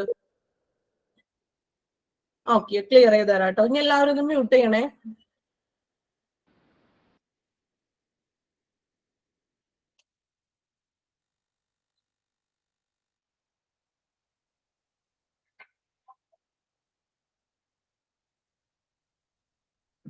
ഓക്കെ, അപ്പൊ നമ്മള് നാസോ ഗ്യാസ്ട്രിക് ട്യൂബിന്റെയാണ് നമ്മൾ പറഞ്ഞത് അല്ലെ. നമുക്ക് പറഞ്ഞത് എല്ലാവർക്കും മനസ്സിലായല്ലോ, ക്ലിയർ ആയെന്ന് വിശ്വസിക്കുന്നു. അതായത് നമ്മൾ മൂക്കിൽ കൂടി ട്യൂബ് ഇട്ടിട്ട് ആ ഫുഡ് കൊടുക്കുന്ന ഒരു പ്രോസസ്സാണ്. അപ്പൊ നമ്മൾ അങ്ങനെയുള്ള ലിക്വിഡ് ആയിട്ടുള്ള ഫുഡാണ് നമ്മൾ ഈ നാസോ ഗ്യാസ്ട്രിക് ട്യൂബിൽ വെച്ച് നമ്മൾ കൊടുക്കുന്നത്. അതും ഒരു 2 hours 2 മണിക്കൂർ ഇടവിട്ടിട്ടൊക്കെ വേണം ആ പേഷ്യൻസിന് ഫുഡ് കൊടുക്കാൻ. അതിനൊരു കൃത്യമായിട്ടുള്ള ഒരു അളവുണ്ട് അല്ലെ. 200 gram വെച്ചിട്ടാണ് നമ്മൾ അത്രയും കറക്റ്റ് അളവിലാണ് ഫുഡ് നമ്മൾ ഈ പേഷ്യൻസിന് 2 മണിക്കൂർ ഇടവിട്ടിട്ട് നൽകേണ്ടത്. അപ്പോൾ നമ്മൾ അങ്ങനെ നൽകേണ്ടത് എങ്ങനെയാണ്? ഈ ട്യൂബിൽ കൂടി ഒരു സിറിഞ്ച് വഴിയായിട്ടാണ് നമ്മൾ ഈ ഫുഡ് സിറിഞ്ച് വഴിയായിട്ടാണ് ഈ ട്യൂബിലോട്ട് നമ്മൾ ഈ ഫുഡ് കൊടുക്കുന്നത് അല്ലെ ആൾക്ക്. അപ്പൊ അത് പ്രോപ്പർ ആയിട്ട് നമ്മൾ ഇത് കൊടുക്കുമ്പോൾ എന്തൊക്കെയാണ് അറിയേണ്ടത്? നമുക്ക് പിക്ചർ കാണുമ്പോൾ നിങ്ങൾക്ക് മനസ്സിലാവും കേട്ടോ. എന്ന് വെച്ചിട്ടുണ്ടെങ്കിൽ ഈ കിടക്കുന്ന വ്യക്തിയുടെ തല എപ്പോഴും എന്ത് ചെയ്യണം? നമുക്ക് ഹോസ്പിറ്റലിലൊക്കെ ഒരു പ്രത്യേക ബെഡില്ലേ, അതായത് ആ ഒരു തലയുടെ പോർഷൻസ് ഇങ്ങനെ കറക്റ്റ് പൊന്തി നിൽക്കുന്ന ഒരു പോർഷൻസ് ഉണ്ടല്ലോ. ഇപ്പൊ ഒരു കിടന്നുകൊണ്ട് നമുക്കൊരു വ്യക്തിക്ക് എന്ത് ചെയ്യാൻ പറ്റില്ല? ഈ ട്യൂബ് ഇട്ടിട്ട് ഫുഡ് കൊടുക്കാനായിട്ട് പറ്റില്ല. അതായത് ഈ ട്യൂബ് കറക്റ്റ് പൊസിഷനിലേക്കാണോ എത്തുന്നതൊക്കെ അതിന് വേണ്ടിയിട്ടാണ് എന്ത് ചെയ്യുന്നത്, ആ ഒരു ഹൈറ്റിലായിരിക്കണം എപ്പോഴും പേഷ്യൻസിന്റെ തല ഹൈറ്റിലിരിക്കണം. അങ്ങനെയാണ് നമ്മൾ ട്യൂബ് വഴി ഫുഡ് കൊടുക്കുന്നത്. ഇത്രയും കാര്യങ്ങളൊക്കെയാണ് ഈ നാസോ ഗ്യാസ്ട്രിക് ട്യൂബിൽ പറയുന്നത്. ക്ലിയർ ആയെന്ന് വിശ്വസിക്കുന്നു. ഇതിൽ മെയിൻ ആയിട്ട് നിങ്ങൾ ആ ഫുൾ ഫോം ഒക്കെ ഒന്ന് നോക്കി വെക്കാം കേട്ടോ. ഇമ്പോർട്ടന്റ് ആയിട്ട് അങ്ങനെയുള്ള കാര്യങ്ങൾ നോക്കാം. പിന്നെ എന്താണെന്നുള്ളതൊന്ന് മനസ്സിലാക്കി വെക്കുക. നെക്സ്റ്റ് നമ്മൾ പറയുന്നത് ബ്രീത്തിങ്. ബ്രീത്തിങ് എന്താണ്? ശ്വസനത്തിന്റെ അറിയാലോ. ബ്രീത്തിങ് നമ്മൾ നോർമലി പറയുന്ന ശ്വസനം തന്നെ. ബ്രീത്തിങ് എന്താണെന്നൊന്ന് വായിച്ചു നോക്കാം. The ventilation should be sufficiently regulated with optimization of the arterial blood gas values in the suspected neurothoracic chest drain should be installed before transfer, especially before air transport. അല്ലെ? അതായത് എന്താണ് നമ്മൾ പറഞ്ഞു, ബ്രീത്തിങ്ങിന്റെ ശ്വസന സംബന്ധമായിട്ടുള്ള പ്രശ്നങ്ങൾ മൂലം വരുന്നതുണ്ട് അല്ലെ. അതായത് ന്യൂമോതൊറാക്സ് നിങ്ങൾ കേട്ടിട്ടുണ്ടോ? ന്യൂമോതൊറാക്സ് എന്ന് പറഞ്ഞ ഒരു ഫെമിലിയർ ആദ്യമായിട്ട് കേൾക്കുന്ന വേർഡ് ആയിരിക്കും അല്ലെ. നമുക്ക് പിക്ചർ ഞാൻ ഷെയർ ചെയ്ത് തരാട്ടോ ക്ലാസ്സിന് ശേഷം. നമുക്ക് ന്യൂമോതൊറാക്സ് എന്ന് പറഞ്ഞിട്ടുണ്ടെങ്കിൽ എന്താണ്, ഈ വെന്റിലേഷൻ പേഷ്യൻസ് ഒക്കെ ഉണ്ടാവില്ലേ, അതായത് വെന്റിലേഷൻ പേഷ്യൻസിന് ഷുഡ് സഫിഷ്യന്റ്ലി റെഗുലേറ്റ് ഒപ്റ്റിമൈസേഷൻ ഓഫ്, അതായത് ധമനികളിലും അല്ലെങ്കിൽ നമ്മുടെ രക്തവാതക മൂലകങ്ങൾ നമ്മുടെ ശരീരത്തിന്റെ ഉള്ളില് അല്ലെങ്കിൽ സംക്രമണം, ആ ഒരു രക്തത്തിന്റെ ഒരു ഭാഗങ്ങളൊക്കെ ഉണ്ടല്ലോ, അങ്ങനെയുള്ള കാര്യങ്ങളിലൊക്കെ വെന്റിലേഷൻ നിയന്ത്രണം. വെന്റിലേഷൻ ഉപയോഗിക്കില്ല ചില പേഷ്യൻസിനെ. നമുക്കറിയാം ICU കിടക്കുന്ന ഒരു പേഷ്യൻസിന് ചിലപ്പോൾ ക്രിട്ടിക്കലി ആയിട്ടുണ്ടെങ്കിൽ ആ പേഷ്യന്റിനെ നമ്മൾ ഉടനെ തന്നെ എന്ത് ചെയ്യുന്നത്, വെന്റിലേറ്ററിലോട്ട് ഷിഫ്റ്റ് ചെയ്യുന്നത് അല്ലെ. അപ്പോ ട്രാൻസ്ഫറിന് മുൻപ് അല്ലെ, ഇപ്പോ എന്തെങ്കിലും സംശയാസ്പദമായിട്ട് അല്ലെങ്കിൽ ഒരു ന്യൂമോതൊറാക്സിക് ട്രാൻസ്ഫറിന് മുന്നേ ഒരു വായു ഗതാഗതത്തിന് മുൻപ് ചെസ്റ്റ് ഡ്രെയിൻ സ്ഥാപിക്കണം എന്നാണ് പറയുന്നത്. ചെസ്റ്റ് ഡ്രെയിൻ എന്ന് വെച്ചിട്ടുണ്ടെങ്കിൽ എന്തിനു വേണ്ടിയിട്ടാണ്? ഈ ചെസ്റ്റ് ഡ്രെയിൻ എന്താണെന്ന് പറയാം. അതായത് ശ്വസനം, നിങ്ങളൊന്ന് മ്യൂട്ട് ചെയ്യാമോ എല്ലാവരും? മാഡം പറയുന്നത് എനിക്ക് തീരെ സൗണ്ട് ഒരാൾക്ക് മാത്രമാണോ? എല്ലാവർക്കും ക്ലിയർ ആണോ? എല്ലാവർക്കും ബുദ്ധിമുട്ടുണ്ടോ കേൾക്കാനായിട്ട്? ക്ലിയർ ആണ്. ക്ലിയർ അല്ലേ? അവിടെ ചിലവർക്ക് ക്ലിയർ ആവുന്നുണ്ട്. അപ്പൊ നിങ്ങൾക്ക് ചിലപ്പോ ഓരോരുത്തരുടെ ചിലപ്പോ റേഞ്ചിന്റെ പ്രശ്നങ്ങളൊക്കെ വരും കേട്ടോ. അപ്പൊ നിങ്ങളൊന്ന് മാക്സിമം ഒട്ടും ക്ലിയർ ആവുന്നില്ല എന്നുണ്ടെങ്കിൽ ഒന്ന് പറയാട്ടോ. ഓക്കെ, അല്ലാത്തവരെല്ലാവരും ഒന്ന് മ്യൂട്ട് ചെയ്യാം. നമ്മുടെ ക്ലാസ് കണ്ടിന്യൂ ചെയ്യണം. ഓക്കെ, ഇപ്പൊ ചെസ്റ്റ് ഡ്രെയിൻ എന്താണ്? ചെസ്റ്റ് ഡ്രെയിൻ എന്നാണ് പറയാൻ പോകുന്നത്. ചെസ്റ്റ് ഡ്രെയിൻ എന്ന് പറഞ്ഞാൽ എന്താണ്? നമ്മൾക്ക് ചെസ്റ്റ് എന്ന് പറഞ്ഞാൽ അറിയാലോ, നമ്മളുടെ ശ്വാസകോശപരമായിട്ടുള്ള പ്രശ്നങ്ങളൊക്കെ ഉണ്ടാവില്ലേ ചെസ്റ്റില്. അപ്പോ ഈ ശ്വസന പ്രവർത്തനങ്ങൾ സംരക്ഷിക്കുന്നതിന് വേണ്ടിയിട്ട് അല്ലെങ്കിൽ നമ്മളുടെ ശ്വാസകോശത്തിലുള്ള അനാവശ്യമായിട്ടുള്ള പദാർത്ഥങ്ങളൊക്കെ ഉണ്ടാവും അല്ലെ. അതായത് ചിലപ്പോ വായു കയറി എന്നൊക്കെ പറയില്ലേ, നമ്മളുടെ ഇതിലെ എയർ തിങ്ങുക, അങ്ങനെയുള്ള പ്രോബ്ലംസ് ഒക്കെ വരും. അപ്പോ അങ്ങനെ വായു അല്ലെങ്കിൽ രക്തം അല്ലെങ്കിൽ ദ്രാവകങ്ങൾ അതിനൊക്കെ നീക്കം ചെയ്യാൻ വേണ്ടിയിട്ട് നമ്മളുടെ ശ്വസന പ്രവർത്തനങ്ങൾ അതിന്റെ ഒരു പ്രൊട്ടക്ഷന് വേണ്ടിയിട്ട് ചെസ്റ്റില് സ്ഥാപിക്കുന്ന ഒരു ഡ്രെയിൻ ആണ്. ഡ്രെയിൻ മീൻസ് ചെറിയൊരു ഉപകരണം, എക്യുപ്മെന്റ്സ് പോലത്തെ ഒരു ഇതാണ് ചെസ്റ്റ് ഡ്രെയിൻ എന്ന് പറയുന്നത്. അതായത് എന്താണ്, പ്രൊട്ടക്ട് ചെയ്യാൻ വേണ്ടിയിട്ട് നമ്മളുടെ ശ്വസന അല്ലെങ്കിൽ അവിടെയുള്ള പ്രോബ്ലംസിനെയൊക്കെ അല്ലെങ്കിൽ അനാവശ്യമായിട്ടുള്ള പദാർത്ഥങ്ങളെ എല്ലാം എന്ത് ചെയ്യാൻ വേണ്ടിയിട്ട് നീക്കം ചെയ്ത് ശ്വസന പ്രവർത്തനങ്ങളെ സംരക്ഷിക്കുന്നതിന് വേണ്ടിയിട്ടാണ് ചെസ്റ്റ് ഡ്രെയിൻ എന്നുള്ളൊരു പ്രൊസീജിയർ അവിടെ ചെയ്യുന്നത്. എങ്ങനെയുള്ള പേഷ്യന്റിനാണ്? വെന്റിലേറ്റർ പേഷ്യൻസിന് വേണ്ടിയിട്ടാണ് അങ്ങനെയുള്ളവർ ചെയ്യുന്നത്. അത്രയും ക്രിട്ടിക്കൽ ആയിട്ടുള്ളൊരു സിറ്റുവേഷനിൽ നിൽക്കുന്ന ഒരു പേഷ്യൻസിന്റെ ചെസ്റ്റിന്റെ ബുദ്ധിമുട്ട്, ശ്വാസകോശ സംബന്ധമായിട്ടുള്ള ബുദ്ധിമുട്ടുകൾ മാറ്റാനായിട്ട് വേണ്ടിയിട്ടാണ് ഈ ചെസ്റ്റ് ഡ്രെയിൻ എന്നുള്ളൊരിത് ചെയ്യുന്നത്. അത് ട്രാൻസ്ഫറിന് മുന്നേ ഇതെല്ലാം ക്ലിയർ ചെയ്യണം എന്നാണ് ഇവിടെ പറയുന്നത്. എല്ലാ കാര്യങ്ങളും പ്രോപ്പർ ആയിരിക്കണമല്ലോ നമ്മൾ ട്രാൻസ്ഫർ ചെയ്യുമ്പോൾ. എന്തെങ്കിലും ഒരു സിറ്റുവേഷൻ പെട്ടെന്ന് നമ്മൾ ട്രാവൽ ചെയ്യുന്ന സമയത്ത് ആൾക്ക് വേറൊരു ബുദ്ധിമുട്ടൊന്നും പേഷ്യൻസിന് വരാൻ പാടില്ല. അതിനു വേണ്ടിയിട്ടാണ് ഇത്ര പ്രോപ്പർ ആയിട്ട് എല്ലാ കാര്യങ്ങളും ചെയ്തിരിക്കണം എന്ന് പറയുന്നത്. ഇനി നെക്സ്റ്റ് വരുന്നത് സർക്കുലേഷൻ അല്ലെ. ഹലോ മാഡം, ഇതിലുള്ള ഫസ്റ്റ് പോയിന്റ് ഒന്നും കൂടി ഒന്ന് ക്ലിയർ ആക്കി പറഞ്ഞത്. ന്യൂമോതൊറാക്സിന്റെ ആ ഒരു ഭാഗം ക്ലിയർ ആയില്ല. ഓക്കെ, ന്യൂമോതൊറാക്സ് അല്ലെ. ഓക്കെ, നിങ്ങൾക്ക് ഞാൻ പിക്ചർ ഇതൊന്ന് കാണിച്ചു തരാട്ടെ അതിന് ശേഷം. അപ്പൊ നിങ്ങൾക്ക് കൂടുതലായിട്ടൊന്ന് ക്ലിയർ ഒരു ഐഡിയ കിട്ടും. ഓക്കെ ആണോ? പിക്ചർ ഒന്ന് കാണിച്ചു തരാം. നമ്മൾ പിക്ചർ ഓൾറെഡി നിങ്ങൾക്ക് ഷെയർ ചെയ്ത് തരാട്ടോ. അപ്പൊ കുറച്ചും കൂടി നിങ്ങൾക്ക് ക്ലിയർ ആയിട്ടുള്ള ഒരു ഐഡിയ കിട്ടും. അതിന് വേണ്ടിയിട്ടുള്ള പിക്ചർ ഉണ്ട്, നമുക്കൊന്ന് ഷെയർ ചെയ്ത് തരാം. ജസ്റ്റ് ഞാൻ കണ്ടിന്യൂ ചെയ്യണേ കേട്ടോ, പറയാം. Okay, circulation. നെക്സ്റ്റ് നമ്മൾ നോക്കുന്നത് സർക്കുലേഷൻ ആണ്. എന്താണ്? The patient should have at least 2 wide bore intravenous working canals in place before shifting. External hemorrhage, if any, should be regulated, controlled, and any shock should be treated with intravenous fluid and other or vasopressors. The availability of cross-matched blood may be needed in the course of transport. അല്ലെ, എന്തെങ്കിലും clear? നമ്മൾക്ക് ഇവിടെ നമ്മള് rare ആയിട്ട് കേൾക്കുന്ന കുറെ words ഉണ്ട്. അതാണ് നമുക്ക് ഇത്തിരി ഡിഫിക്കൽട്ട് ആയിട്ട് തോന്നുന്നത്. പക്ഷെ നിങ്ങൾ ആ സെയിം വേർഡുകളൊക്കെ ഒന്ന് കറക്റ്റ് ആയിട്ടൊന്ന് പഠിച്ചു വെച്ചാൽ മതി. നമുക്ക് ആദ്യമായിട്ട് കേൾക്കുന്ന ആ ഒരു ബുദ്ധിമുട്ടുണ്ടാകും അല്ലെ, കുറച്ച് ഇത്തിരി ടഫ് ആയിട്ടുള്ള പോർഷൻസ് ആണ് എങ്കിൽ പോലും നമ്മൾക്കൊന്നത് മനസ്സിലാക്കിയാൽ മതി നിങ്ങൾ കേട്ടോ. ഇപ്പൊ നമുക്ക് ഈ പുതിയ ന്യൂ വേർഡ്സുകൾ കുറെ വരുന്നുണ്ട് അല്ലെ, അപ്പൊ അതൊക്കെ കാണുമ്പോൾ നമുക്കൊരു ടഫായിട്ട് തോന്നാം. പക്ഷെ കുഴപ്പമില്ല, നിങ്ങൾ അതൊന്ന് സെയിം ഇങ്ങനെയാണോ അതുപോലെ ഒന്ന് നിങ്ങൾ കാര്യം എന്താണെന്നൊന്ന് മനസ്സിലാക്കി വെക്കാം. ഇപ്പൊ നിങ്ങൾക്ക് നാസോ ഗ്യാസ്ട്രിക് ട്യൂബ് നമുക്ക് കൂടുതൽ അറിവൊന്നും ഇല്ല, പക്ഷെ നിങ്ങൾക്ക് ഇപ്പോ നമ്മൾ ഈ ഒരു ക്ലാസ്സിലൂടെ നിങ്ങൾക്ക് അതിനെപ്പറ്റി കുറച്ച് അറിവെങ്കിലും കിട്ടിയില്ലേ, ഇത്തിരിയെങ്കിലും എന്തെങ്കിലും ഒരു ഐഡിയ നമുക്ക് അതിനെപ്പറ്റി ലഭിച്ചു അല്ലെ. അങ്ങനെയുള്ള കാര്യങ്ങളൊക്കെ നമുക്ക് ആദ്യമായിട്ട് കേൾക്കുമ്പോൾ ഒരു ബുദ്ധിമുട്ടാണ് കേട്ടോ. നമുക്ക് ക്ലിയർ ആയിക്കോളും. ഓക്കെ, സർക്കുലേഷൻ നോക്കാം. Patient should have at least 2 wide bore intravenous working canals. അല്ലെ, അതായത് എന്താണ് ക്യാനൽസ് എന്ന് പറഞ്ഞാൽ നമ്മൾ ഹോസ്പിറ്റലിൽ അഡ്മിറ്റ് ചെയ്യുമ്പോൾ നമ്മളുടെ കയ്യില് അല്ലെ ഈ കൈപ്പത്തിയിൽ അവര് ക്യാനൽ ഇടൂലേ, എന്തിനാണ്? ഇഞ്ചെക്ട് ചെയ്യാൻ വേണ്ടി അല്ലെ. നമ്മളറിയാം ഇപ്പൊ ആന്റിബയോട്ടിക് ഒരു 5 days നമ്മൾ ഇന്നിപ്പോ സ്റ്റാർട്ട് ചെയ്യണു, അല്ലെങ്കിൽ അഡ്മിഷൻ എടുക്കുമ്പോൾ ഒരു ചിലപ്പോ 1 week ഒക്കെ ആയിരിക്കും നമുക്ക് അഡ്മിഷൻ പേഷ്യന്റിനെ അഡ്മിറ്റ് ചെയ്യുന്നത്. അപ്പൊ തന്നെ നമുക്ക് എന്ത് ചെയ്യും? മെഡിസിന് പകരം ഇഞ്ചക്ട് ആയിരിക്കും തരുന്നത്. ചിലപ്പോൾ 2 നേരം അല്ലെങ്കിൽ 3 നേരത്തിൽ ഇഞ്ചക്ട് ഉണ്ടാവും. അതെങ്ങനെയാണ്? ഒരു ക്യാനൽ ഇട്ടിട്ട് ഇപ്പൊ നമ്മള് ഇപ്പൊ എന്താണ് ക്യാനൽ ഇട്ടിട്ട് എന്ത് ചെയ്യും? ആ ക്യാനലിൽ കൂടിയാണ് ഇഞ്ചക്ട് കയറ്റുന്നത് അല്ലെ, മരുന്ന് നമുക്ക് ഇടുന്നത്. അതാണ് ക്യാനൽസ് കൊണ്ട് ഉദ്ദേശിക്കുന്നത്. അറിയാലോ, നമുക്ക് ചിലപ്പോ നമുക്ക് ആ ടേം ചിലപ്പോ ആദ്യമായിട്ട് കേൾക്കുന്നതായിരിക്കാം അല്ലെ, ചിലവർ കേട്ടിട്ടുണ്ടാവാം, ഒത്തിരി പേർക്ക് അറിയാൻ പറ്റും അല്ലെ. അപ്പൊ അങ്ങനെയുള്ളതാണ് ക്യാനൽസ് എന്ന് പറയുന്നത്. നോക്കി, രോഗി എന്ത് ചെയ്യും? ആ പേഷ്യന്റ് ട്രാൻസ്ഫർ ആകുന്നതിന് മുൻപ് കുറഞ്ഞത് 2 വൈഡ് ബോർ ഇൻട്രാവൻസ്, അതായത് വർക്കിംഗ് ക്യാനലുകൾ ഉണ്ടായിരിക്കണമെന്ന്. ഒരു രോഗീനെ ട്രാൻസ്ഫർ ചെയ്യുമ്പോൾ ഇങ്ങനെയുള്ള ക്യാനൽസ് ഒക്കെ 2 എണ്ണമെങ്കിലും മേ ബി ഉണ്ടായിരിക്കണം. മരുന്ന് സ്വീകരിക്കുന്ന ട്യൂബ് ഞാൻ പറഞ്ഞില്ലേ, നമ്മള് ഇപ്പോ ചില ഹോസ്പിറ്റലിൽ നിന്ന് ഷിഫ്റ്റ് ചെയ്യുമ്പോൾ ICU ആയിട്ടുള്ള ആംബുലൻസുകൾ ഉണ്ടെന്ന് നമ്മൾ കഴിഞ്ഞ ക്ലാസ്സിൽ ചർച്ച ചെയ്തത് ഓർമ്മയുണ്ടോ? അപ്പൊ ഈ ICU ആംബുലൻസ് എന്ന് പറയുമ്പോൾ എന്താണ് നമ്മൾ പറഞ്ഞത്? ഒരു ICU റൂം ഹോസ്പിറ്റലില് എങ്ങനെയുള്ളതാണ്?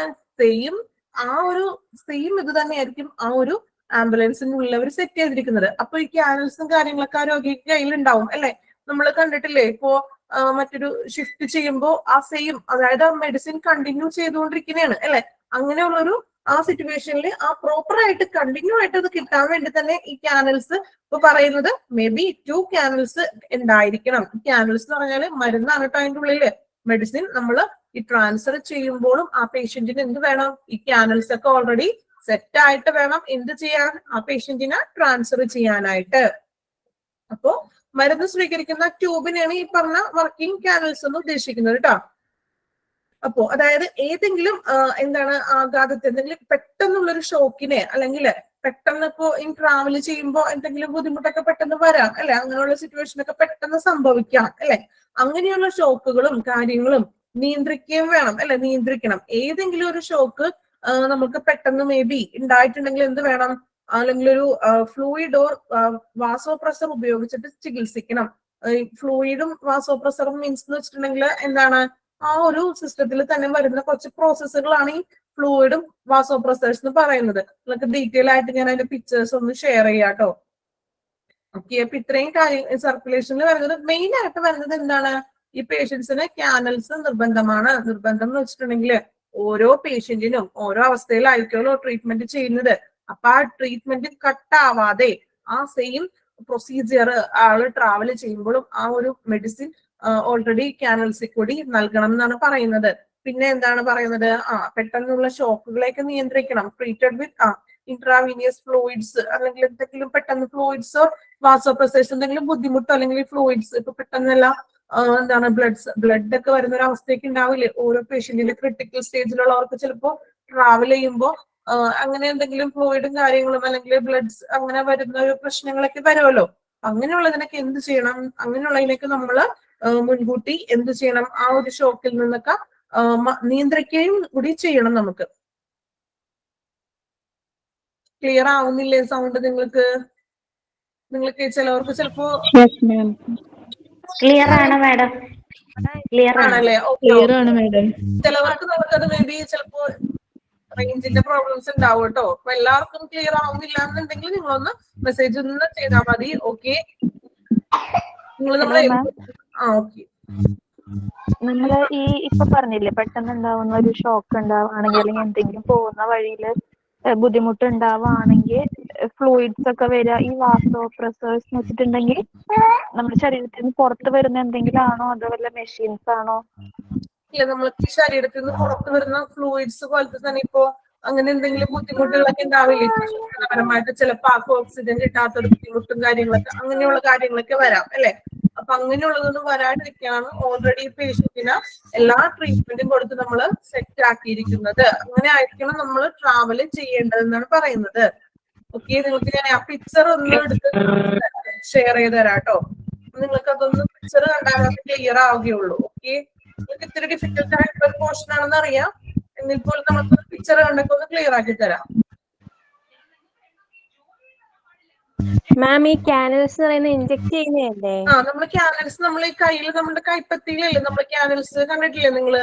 ഒരു നീഡില് പോലെ നമുക്ക് നീഡിൽ ചെയ്തിട്ട് അതിൽ കൂടിയാണല്ലോ നമ്മൾ ഇഞ്ചക്ഷൻ എടുക്കുന്നത്. ഇപ്പൊ നിങ്ങള് ഒരു ഹോസ്പിറ്റലിൽ ക്ലിയർ ആയോ ക്യാനൽസ് എന്താണ്? മാം, ക്യാനുല എന്ന് പറയുന്നത് അത് തന്നെയാണോ? ക്യാനുലാസ് എന്ന് പറയുന്നത് ഈ ക്യാനലിനെ തന്നെയാണ് നമ്മൾ ക്യാനലിനും കോമൺ ആയിട്ട് നമ്മൾ പറയാറില്ലേ ഹോസ്പിറ്റലിലൊക്കെ? ക്യാനുല എന്നാ കേട്ടിരിക്കുന്നത്. ക്യാനുലാസ് തന്നെ, ക്യാനുലാസ് ആണ്. ക്യാനുലാസ് ആണ് നമ്മൾ ക്യാനൽസ് എന്നും പറയും കേട്ടോ.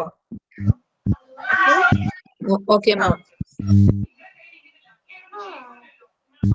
ഇനി നമ്മൾക്ക് നെക്സ്റ്റ് ഇതും കൂടി ഒന്ന് ജസ്റ്റ് ഒന്ന് പറഞ്ഞു വെക്കാണ് കേട്ടോ. ക്ലാസ് വൈൻഡപ്പ് ചെയ്യാറായിട്ടുണ്ടല്ലോ. എന്നിട്ട് നിങ്ങൾക്ക് ആ പിക്ചറും കൂടി ഒന്ന് ഷെയർ ചെയ്ത് തരാൻ വേണ്ടിയിട്ടാണ് കേട്ടോ നെക്സ്റ്റ് കൂടി ഒന്ന് പോണത്. Disability or neurological status. Neuro എന്ന് പറഞ്ഞാൽ ഡിസ്റ്റർബ് ആവുന്നു. എല്ലാവരും okay. Disability or neurological status. Patients with a head injury. എല്ലാവരും ഒന്ന് മ്യൂട്ട് ചെയ്യണേ. നിങ്ങൾ ഒരാള് മ്യൂട്ട് ചെയ്തില്ലെങ്കിൽ മറ്റുള്ളവർക്ക് മ്യൂട്ട് ചെയ്യാനുണ്ട് മാഡം. അതെ ഓക്കെ. നമ്മൾ ഒരാളെ മ്യൂട്ട് ചെയ്തില്ലെങ്കിലേ എല്ലാവർക്കും അതൊരു ഡിസ്റ്റർബ് ആവും സൗണ്ട്. ഓക്കെ, 1 hour ആണല്ലോ ക്ലാസ്. നിങ്ങൾ തന്നെ എല്ലാവരും ഒന്ന് കോപ്പറേറ്റ് ചെയ്യുക കേട്ടോ. നിങ്ങൾ ഒരു ക്ലാസ്സിലെ കുട്ടികളല്ലേ, അപ്പൊ എന്തായാലും എല്ലാവരും ഒന്ന് കോപ്പറേറ്റ് ചെയ്യുക എന്നോടൊപ്പം. ഓക്കെ, ഞാനാ മ്യൂട്ട് ചെയ്യാത്തത്? ഓക്കെ, എല്ലാരും മ്യൂട്ട് ചെയ്തല്ലോ. ഓക്കെ, നിങ്ങൾക്ക് ഡൗട്ട് ഉണ്ടെങ്കിൽ ക്ലിയർ ചെയ്ത് തരും കേട്ടോ. ഇനി disability or neurological status. Neuro എന്ന് പറഞ്ഞാൽ എന്താണ്? നമ്മൾ പറഞ്ഞില്ലേ, ന്യൂറോ എന്ന് പറഞ്ഞാല് ഹെഡ് ഇഞ്ചുറി വരുന്ന അങ്ങനെയുള്ള പേഷ്യൻസിനൊക്കെയാണ് ന്യൂറോ വാർഡിലേക്ക് മാറ്റുന്നതും അങ്ങനെയുള്ള കാര്യങ്ങൾ ന്യൂറോ എന്ന് പറയുന്നത്. അതിന്റെ സ്പെഷ്യൽ ആയിട്ടുള്ളതാണ് ന്യൂറോ എന്ന് പറയുന്നത്. ന്യൂറോളജിക്കൽ ICU ഒക്കെ നമ്മൾ കഴിഞ്ഞ ക്ലാസ്സിൽ പറഞ്ഞു അല്ലെ. അതായത് ഹെഡ് ഇഞ്ചുറി വരുന്നവർക്ക് വേണ്ടിയിട്ടുള്ളതാണ് ന്യൂറോ ICU എന്നൊക്കെ പറയുന്നത്. ഇനി ഡിസബിലിറ്റി ഓർ ന്യൂറോളജിക്കൽ സ്റ്റാറ്റസ് എന്താണെന്ന് നമുക്ക് നോക്കാം. ജസ്റ്റ് ഒന്ന് തുടങ്ങി ഒന്ന് വെക്കുന്നുള്ളൂ. Patients with head injury should have their Glasgow Coma Scale adequately monitored and recorded in document before and in the course of transfer and before administration of any sedative or paralytic agent. നിങ്ങൾ നോക്കിയേ, എന്താണ് Glasgow comma scale? GCC GCS important ആണ് കേട്ടോ. Glasgow comma scale important. ഇങ്ങനെയുള്ള ടേമുകൾ നിങ്ങൾ by heart ചെയ്തിട്ട് പഠിക്കണം. അതായത് GCS ചിലപ്പോ അതിന്റെ എന്താണ് ഫുൾ ഫോം ആയിട്ട് ചോദിക്കാം. Glasgow comma scale. ഈ ഗ്ലാസ്ഗോ കോമ സ്കെയിൽ എന്ന് വെച്ചിട്ടുണ്ടെങ്കിൽ എന്താണ്? ഗ്ലാസ്ഗോ കോമ സ്കെയിൽ അതായത് പേഷ്യൻസിന് ഹെഡ് ഇഞ്ചുറി ആയിട്ടുള്ള പേഷ്യൻസ് ഉണ്ടാവുമല്ലോ അല്ലെ. അപ്പോ ഈ ഹെഡ് ഇഞ്ചുറി ആയിട്ടുള്ള പേഷ്യൻസിന് ഒരു ക്ലിനിക്കൽ സ്കെയിലാണ്. അതായത് ആ വ്യക്തിയുടെ നമുക്ക് ഹെഡ് ഇഞ്ചുറി വരുമ്പോൾ ചിലവര് എന്താണ് കോമ സ്റ്റേജിലിട്ടൊക്കെ പോകും അല്ലെ. അപ്പൊ അങ്ങനെയുള്ള ഒരു സിറ്റുവേഷനിൽ ആ ഒരു എന്താണ് ആ വ്യക്തിക്ക് ആ വ്യക്തിയുടെ ബോധനിലയെ അളക്കാൻ വേണ്ടിയിട്ട്, ബോധനില മീൻസ് ഒരു ക്ലിനിക്കൽ സ്കെയിലാണ് ഈ ഗ്ലാസ്ഗോ കോമ സ്കെയിൽ എന്നുകൊണ്ട് ഉദ്ദേശിക്കുന്നത്. അപ്പോ അത് വെച്ച് നമ്മൾ അളക്കുകയാണ് ചെയ്യുന്നത്. ആ വ്യക്തിയുടെ കണ്ണ് ചലിക്കുന്നുണ്ടോ, അല്ലെങ്കിൽ എന്താണ് ആള് സംസാരിക്കുന്നുണ്ടോ, അല്ലെങ്കിൽ ചലനങ്ങളുണ്ടോ, കൈ കാലുകളൊക്കെ അനക്കുന്നുണ്ടോ, അങ്ങനെയുള്ള ഒരു പേഷ്യൻസിന്റെ എന്താണ് ഓരോ അനക്കങ്ങളും ആ ബോധനിലയിലുള്ള മാറ്റങ്ങൾ അളക്കുന്ന ഒരു ഇതാണ് ഈ ഗ്ലാസ്ഗോ കോമ സ്കെയിൽ എന്നതുകൊണ്ട് ഉദ്ദേശിക്കുന്നത്. Adequately monitored and recorded in document. ഇത് നമ്മൾ റെക്കോർഡ് ചെയ്യില്ലേ, നമ്മള് ഈ സിനിമയിലും അങ്ങനെയൊക്കെ കണ്ടിട്ടില്ലേ നിങ്ങൾ? പൈസയിലൊക്കെ പേഷ്യന്റ് എടുക്കുമ്പോ ഒരു മോണിറ്റർ ഉണ്ടാവും അല്ലെ. മോണിറ്ററിൽ കൂടി ഒരു വേവ് പോലെ ഒരു സംഭവങ്ങളൊക്കെ ഇങ്ങനെ പ്രോസസ് ചെയ്യുന്നത് കണ്ടിട്ടുണ്ടല്ലോ. അതെന്താണ്? നമ്മളുടെ ശരീരത്തിൽ ആ പേഷ്യന്റിന്റെ ശരീരത്തിൽ എന്ത് ചെയ്തിട്ടുണ്ടാവും? അതുമായിട്ട് കണക്ട് ചെയ്തിട്ടുണ്ടാവും അല്ലെ. അപ്പൊ നമ്മൾ ശരീരത്തിലെ ചലനങ്ങളെയാണ് ആ മോണിറ്ററിൽ കാണിക്കുന്നത്. ആ സെയിം ഒരു പ്രോസസ്സ് തന്നെയാണ് ഈ ഗ്ലാസ്ഗോ കോമ സ്കെയിൽ അല്ലെങ്കിൽ GCS കാണിക്കുന്നത്. ഓരോ ചലനങ്ങളും ഇത് എങ്ങനെയുള്ള പേഷ്യൻസിനാണ്? ഹെഡ് ഇഞ്ചുറി അല്ലെ, തലയ്ക്ക് പരിക്ക് അല്ലെങ്കിൽ ന്യൂറോളജിക്കൽ പരമായിട്ട് ഹെഡ് ഇഞ്ചുറി സംഭവിച്ചിട്ടുള്ള പേഷ്യൻസിനാണ് ഈ ഗ്ലാസ്ഗോ കോമ സ്കെയിൽ ഉപയോഗിക്കുന്നത്. ഓരോ ചലനങ്ങളും ഇപ്പോ കണ്ണിന് കാഴ്ചയിൽ എന്തെങ്കിലും എന്താണ് കാഴ്ചയിൽ മാറ്റം, കണ്ണിൽ ചലിക്കുന്നുണ്ടോ, അല്ലെങ്കിൽ പിന്നെന്താണ് സംസാരിക്കുന്നുണ്ടോ, നമ്മുടെ ലിപ്പ് മൂവ്മെന്റ് ഉണ്ടോ, അല്ലെങ്കിൽ കൈകാലുകൾ അല്ലെ ഫിസിക്കലായിട്ട് എന്തെങ്കിലും ചലനങ്ങളുണ്ടോ, ശരീരം ചലിപ്പിക്കാനായിട്ട് പറ്റുന്നുണ്ടോ എന്നൊക്കെ ഇതിലൂടെ നമുക്ക് ഈ ഒരു മോണിറ്ററിന്റെ സിസ്റ്റത്തിലൂടെ നമുക്ക് ഈ ഗ്ലാസ്ഗോ കോമ സ്കെയിലിലൂടെ കാണാനായിട്ട് അല്ലെങ്കിൽ വിലയിരുത്താനായിട്ട് നമുക്ക് സാധിക്കും. അതിനു വേണ്ടിയിട്ടാണ് ഈ ഗ്ലാസ്ഗോ കോമ സ്കെയിൽ ഉപയോഗിക്കുന്നത്. ഇമ്പോർട്ടന്റ് ആണ് ഗ്ലാസ്ഗോ കോമ സ്കെയിൽ. നന്നായിട്ട് നോക്കുക, അതിന്റെ ഫുൾ ഫോം ഒക്കെ ഒന്ന് പഠിച്ചു വെക്കുക. എന്താണെന്ന് ഇപ്പൊ നിങ്ങൾക്ക് ക്ലിയർ ആയല്ലോ? ഗ്ലാസ്ഗോ കോമ സ്കെയിൽ ഇതൊക്കെ നിങ്ങൾ ഫസ്റ്റില് ആദ്യമായിട്ട് കേൾക്കുന്ന ഒരു കാര്യങ്ങളായിരിക്കും അല്ലെ. അപ്പൊ നമ്മള് ഇതെല്ലാം ഇങ്ങനെ നമ്മൾ ഓരോ കാര്യങ്ങളും നമ്മൾ ചിലപ്പോൾ ഫസ്റ്റ് അറിയുമ്പോൾ അതിന്റെ ഒരു ബുദ്ധിമുട്ടുണ്ടാവും അല്ലെ. കുഴപ്പമില്ല, നിങ്ങളത് മനസ്സിലാക്കുമ്പോൾ നിങ്ങൾക്ക് അത് പിന്നീട് അത് എളുപ്പമായിരിക്കും കേട്ടോ. എന്താണെന്ന് ടീച്ചർ പിക്ചർ ഒന്ന് കാണിച്ചു തരാം കേട്ടോ. അപ്പൊ നമ്മൾ ക്ലാസ് ഒന്ന് കണ്ടിന്യൂറ്റി കിട്ടാൻ വേണ്ടിയിട്ടാണ് കേട്ടോ ടീച്ചർ പെട്ടെന്ന് ക്ലാസ് ഇതൊന്ന് കഴിഞ്ഞിട്ട് നമുക്ക് ഷെയർ ചെയ്ത് കാണിക്കാം. ഓക്കെ, അപ്പോ ഗ്ലാസ്ഗോ കോമ സ്കെയിൽ ഉപയോഗിച്ചിട്ട് എന്ത് ചെയ്യും? ആ ഒരു ഇങ്ങനെ ഹെഡ് ഇഞ്ചുറി ആയിട്ട് പരിക്കേറ്റ രോഗികള് അവരുടെ ഈ ഗ്ലാസ്ഗോ സ്കെയിൽ വേണ്ടത്ര നിരീക്ഷിക്കും അല്ലെ. അത് എങ്ങനെയൊക്കെ മാറ്റങ്ങൾ വരുന്നുണ്ടോ എന്ന് നിരീക്ഷിക്കുകയും എന്ത് ചെയ്യും? ഈ ട്രാൻസ്ഫർ ചെയ്യുന്നതിന് മുൻപ് ഏതെങ്കിലും ഒരു സെഡേറ്റീവ് ആയിട്ടുള്ള അല്ലെങ്കിൽ ഏതെങ്കിലും ഒരു തരത്തില് ഇത് ഡോക്യുമെന്റിൽ രേഖപ്പെടുത്തണം അല്ലെ. ഓൾറെഡി ആൾക്ക് ഈ ഗ്ലാസ്ഗോ കോമ സ്കെയിൽ വെച്ചിട്ട് മോണിറ്ററിൽ വെച്ചിട്ട് അതിന്റെ ആ പേഷ്യന്റിന്റെ ഡീറ്റെയിൽസ് അവര് എഴുതിയിട്ടുണ്ടാവുമല്ലോ. അപ്പൊ ഡീറ്റെയിൽസ് എഴുതിക്കൊണ്ട് എന്ത് ചെയ്യും? ഡീറ്റെയിൽസ് എഴുതിക്കൊണ്ട് നമ്മൾക്ക് അതിന്റെ ആ ഒരു ട്രാൻസ്ഫറിന് മുന്നേ ഈ ഗ്ലാസ്ഗോ കോമ സ്കെയിലിന് അനുസരിച്ചിട്ടുള്ള ഡീറ്റെയിൽസ് ചെക്ക് ചെയ്തുകൊണ്ടിരിക്കും ട്രാൻസ്ഫറിന് മുന്നേ. അതെല്ലാം എന്ത് ചെയ്യണം? ആ ഒരു ഡോക്യുമെന്റിൽ രേഖപ്പെടുത്തണം. ഇതുവരെയുള്ള ഇപ്പൊ കണ്ണ് അങ്ങനെ ചലിച്ചിട്ടുണ്ട്, അല്ലെങ്കിൽ എന്താണ് ഫിസിക്കലായിട്ട് ആൾക്ക് ചലനം അല്ലെ, ഇപ്പൊ കൈകാലുകൾക്ക് ചെറിയ ചലനമുണ്ട്, അങ്ങനെയുള്ള ഓരോ എത്രത്തോളം ചലനം ഉണ്ടെന്നൊക്കെ ആ ഒരു മോണിറ്ററിൽ കറക്റ്റ് ആയിട്ട് അത് മോണിറ്ററിൽ കാണിക്കും അല്ലെ. നമ്മൾ ചെക്ക് ചെയ്യണല്ല, അത് ഓൾറെഡി എക്യുപ്മെന്റ് വഴി മോണിറ്ററിൽ നമുക്ക് കാണിക്കുന്നതാണ് അല്ലെ. അപ്പൊ അതൊരു കറക്റ്റ് ആയിട്ടുള്ള പ്രോപ്പർ ആയിട്ട് ഇങ്ങനെയൊക്കെയാണ് എത്ര പെർസെന്റേജ് അല്ലെങ്കിൽ എത്ര പെർസെന്റേജ് ഓരോ ചലനങ്ങളും ആ വ്യക്തിയിൽ നടക്കുന്നുണ്ടെന്നൊക്കെ നമുക്ക് ആ മോണിറ്റർ വഴി കാണാൻ സാധിക്കും. ഇതെല്ലാം എന്ത് വേണം? ഒരു റിട്ടേൺ ആയിട്ടുള്ള ഒരു ഡോക്യുമെന്റിൽ വേണം കാണിക്കാൻ എന്നാണ് പറയുന്നത് ട്രാൻസ്ഫറിന് മുന്നേ. ഓക്കെ, നിങ്ങൾ അത്ര ഇന്നിപ്പോ നമ്മൾ പറഞ്ഞത് വരെ ജസ്റ്റ് ഒന്ന് റീഡ് ചെയ്തേ, ജസ്റ്റ് ഒന്ന് മനസ്സിലെല്ലാവരും ഒന്ന് റീഡ് ചെയ്യാം.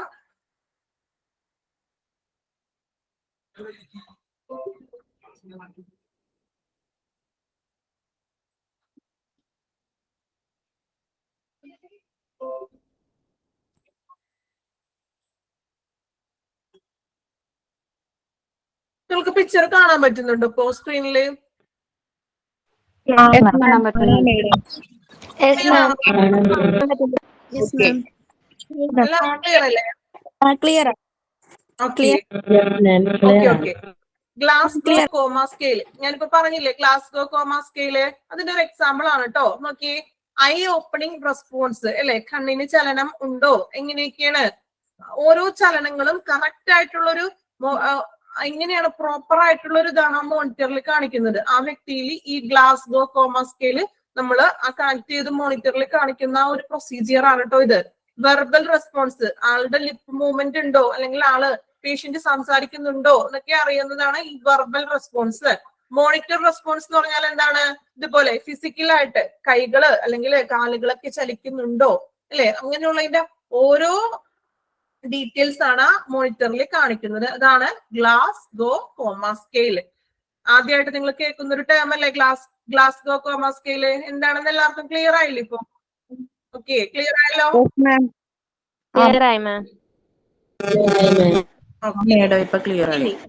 നെക്സ്റ്റ് പിക്ചർ ഒന്ന് നോക്കിയേ. ന്യൂമോതൊറാക്സ് നമ്മൾ നേരത്തെ പറഞ്ഞില്ലേ, ന്യൂമോതൊറാക്സ്. ഈ പിക്ചർ ക്ലിയർ അല്ലേ നിങ്ങൾക്ക്?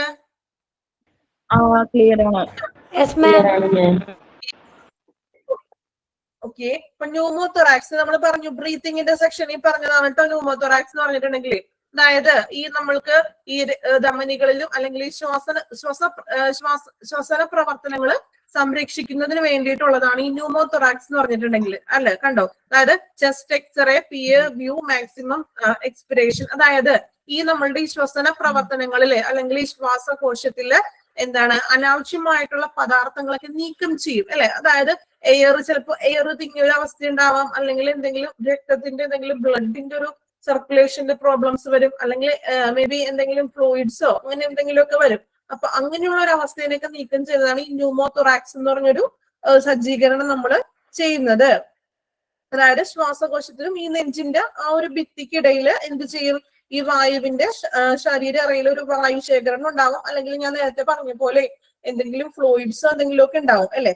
അപ്പോ ഈ ഒരു മരുന്ന് സ്വീകരിക്കുന്ന കടത്തിവിടുന്ന ഒരു നേർത്ത ട്യൂബ് നമ്മൾ അവിടെ സെറ്റ് ചെയ്യും. എവിടെ? ഈ ഒരു ശ്വാസകോശത്തിനുള്ളിൽ മരുന്ന് പേഷ്യന്റിലോട്ട് കടത്തിവിടാൻ വേണ്ടി വളരെ നേർത്ത സോഫ്റ്റ് ആയിട്ടുള്ളൊരു ട്യൂബ് കടത്തിവിടുകയാണ് ചെയ്യുന്നത്. വർക്കിംഗ് കാനുലാസ് നമ്മൾ പറഞ്ഞില്ലേ, അത് ഈ ശ്വസനത്തിന്റെ ഉള്ളിൽ കൂടി നമ്മൾ ശ്വാസകോശത്തിൽ കൂടി അത് കടത്തിവിടുകയാണ്. അതാണ് ഈ ന്യൂമോതൊറാക്സ് എന്നതുകൊണ്ട് ഉദ്ദേശിക്കുന്നത്. ഓക്കെ, ക്ലിയർ ആയോ ന്യൂമോതൊറാക്സ് എന്താണെന്ന്? ഓക്കെ, ഇനി ഇൻട്രോട്രൈച്ചൽ ട്യൂബ് നമ്മൾ പറഞ്ഞില്ലേ, നാസോ ഗ്യാസ്ട്രിക് ട്യൂബ് പറഞ്ഞില്ലേ, നമ്മൾ മൂക്കിൽ കൂടി ട്യൂബ് കടത്തുന്നത് ആ ഒരു സെക്ഷൻ ആണ് ഇത്. കണ്ടോ, ആ ഒരു പേഷ്യന്റിന്റെ ഇതിപ്പോ നമ്മൾ പറഞ്ഞത് നമ്മൾ 2 ടൈപ്സ് പറഞ്ഞായിരുന്നു അല്ലെ. നാസോ ഗ്യാസ്ട്രിക് ട്യൂബ് സെയിം തന്നെ. ചിലർക്ക് വായിൽ കൂടി ട്യൂബ് ആയിരിക്കും, അല്ലെങ്കിൽ ചിലർക്ക് മൂക്കിൽ കൂടി ആയിരിക്കും. അതാണ് ഈ നാസോ ഗ്യാസ്ട്രിക് എന്ന് പറയുന്നത്. മൂക്കിൽ കൂടി എന്ന് പറയുമ്പോൾ ഇതേ കണ്ടോ, മൂക്കിൽ കൂടി ട്യൂബ് ഇടും, അത് വോക്കൽ കോഡിൽ കൂടി വന്നിട്ട് അല്ലെ നമ്മൾക്ക് ഇവിടെ ലങ്സിന്റെ ഇവിടം വരെ നമ്മളുടെ ശരീര ഫുഡ് അത് മൂക്കിൽ കൂടെ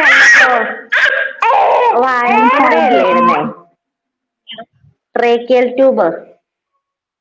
എല്ലാവരും ഒന്ന് മ്യൂട്ട് ചെയ്യണേ, ഭയങ്കര ഡിസ്റ്റർബ് ആവുന്നുണ്ട് ക്ലാസ്. ഒന്ന് മ്യൂട്ട് ചെയ്യണോട്ടെ എല്ലാവരും. ഓക്കെ, അപ്പൊ നമ്മള് ഈ 2 തരത്തില് ട്യൂബ് ഇടും അല്ലെ.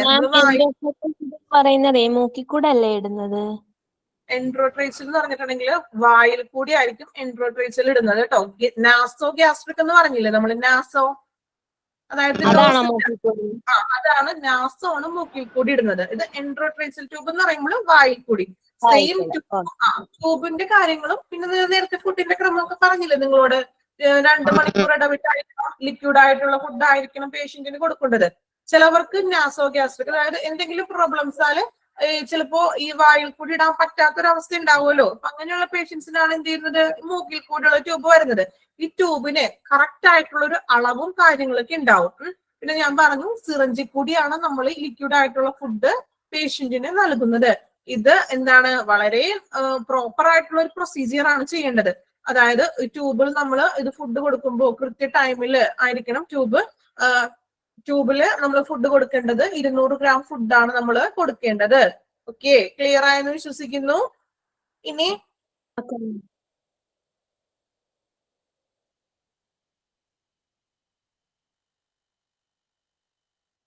ചെറിയൊരു പിക്ചർ ആണെന്നതിൽ കാണാൻ പറ്റുന്നുണ്ട് എല്ലാവർക്കും? Okay okay. നമ്മള് കാനുലാസ് പറഞ്ഞില്ലേ, ഞാൻ പറഞ്ഞില്ലേ നമ്മൾ കൈപ്പത്തിയിൽ ഇടുന്നത് കാനുലാസ്.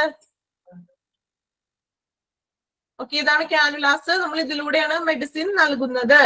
ഓക്കെ, ക്ലിയർ ആയല്ലോ എല്ലാവർക്കും? ക്ലിയർ ആയി മാം. നമ്മുടെ ക്ലാസ് വൈൻഡപ്പ് ചെയ്യാൻ കേട്ടോ. അപ്പൊ നമുക്ക് ഇത്ര എടുത്തത് നമുക്ക് ക്ലിയർ ആയെന്ന് വിശ്വസിക്കുന്നു. അപ്പോ എന്തെങ്കിലും ഡൗട്ട് ഉണ്ടെങ്കിൽ നെക്സ്റ്റ് ക്ലാസ്സിൽ നമുക്ക് ക്ലിയർ ചെയ്ത് തരാം കേട്ടോ. ഇന്നത്തെ ക്ലാസ് എല്ലാവർക്കും ക്ലിയർ ആയോ? Yes, ma'am.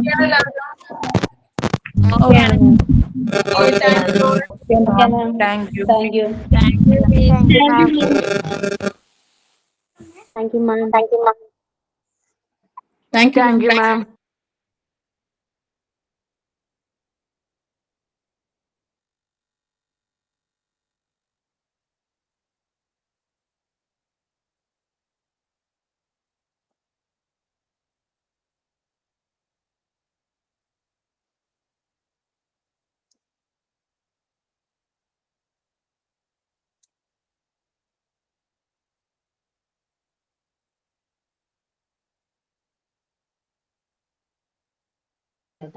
ഹലോ, ഇനി ക്ലാസ് ഉണ്ടോ?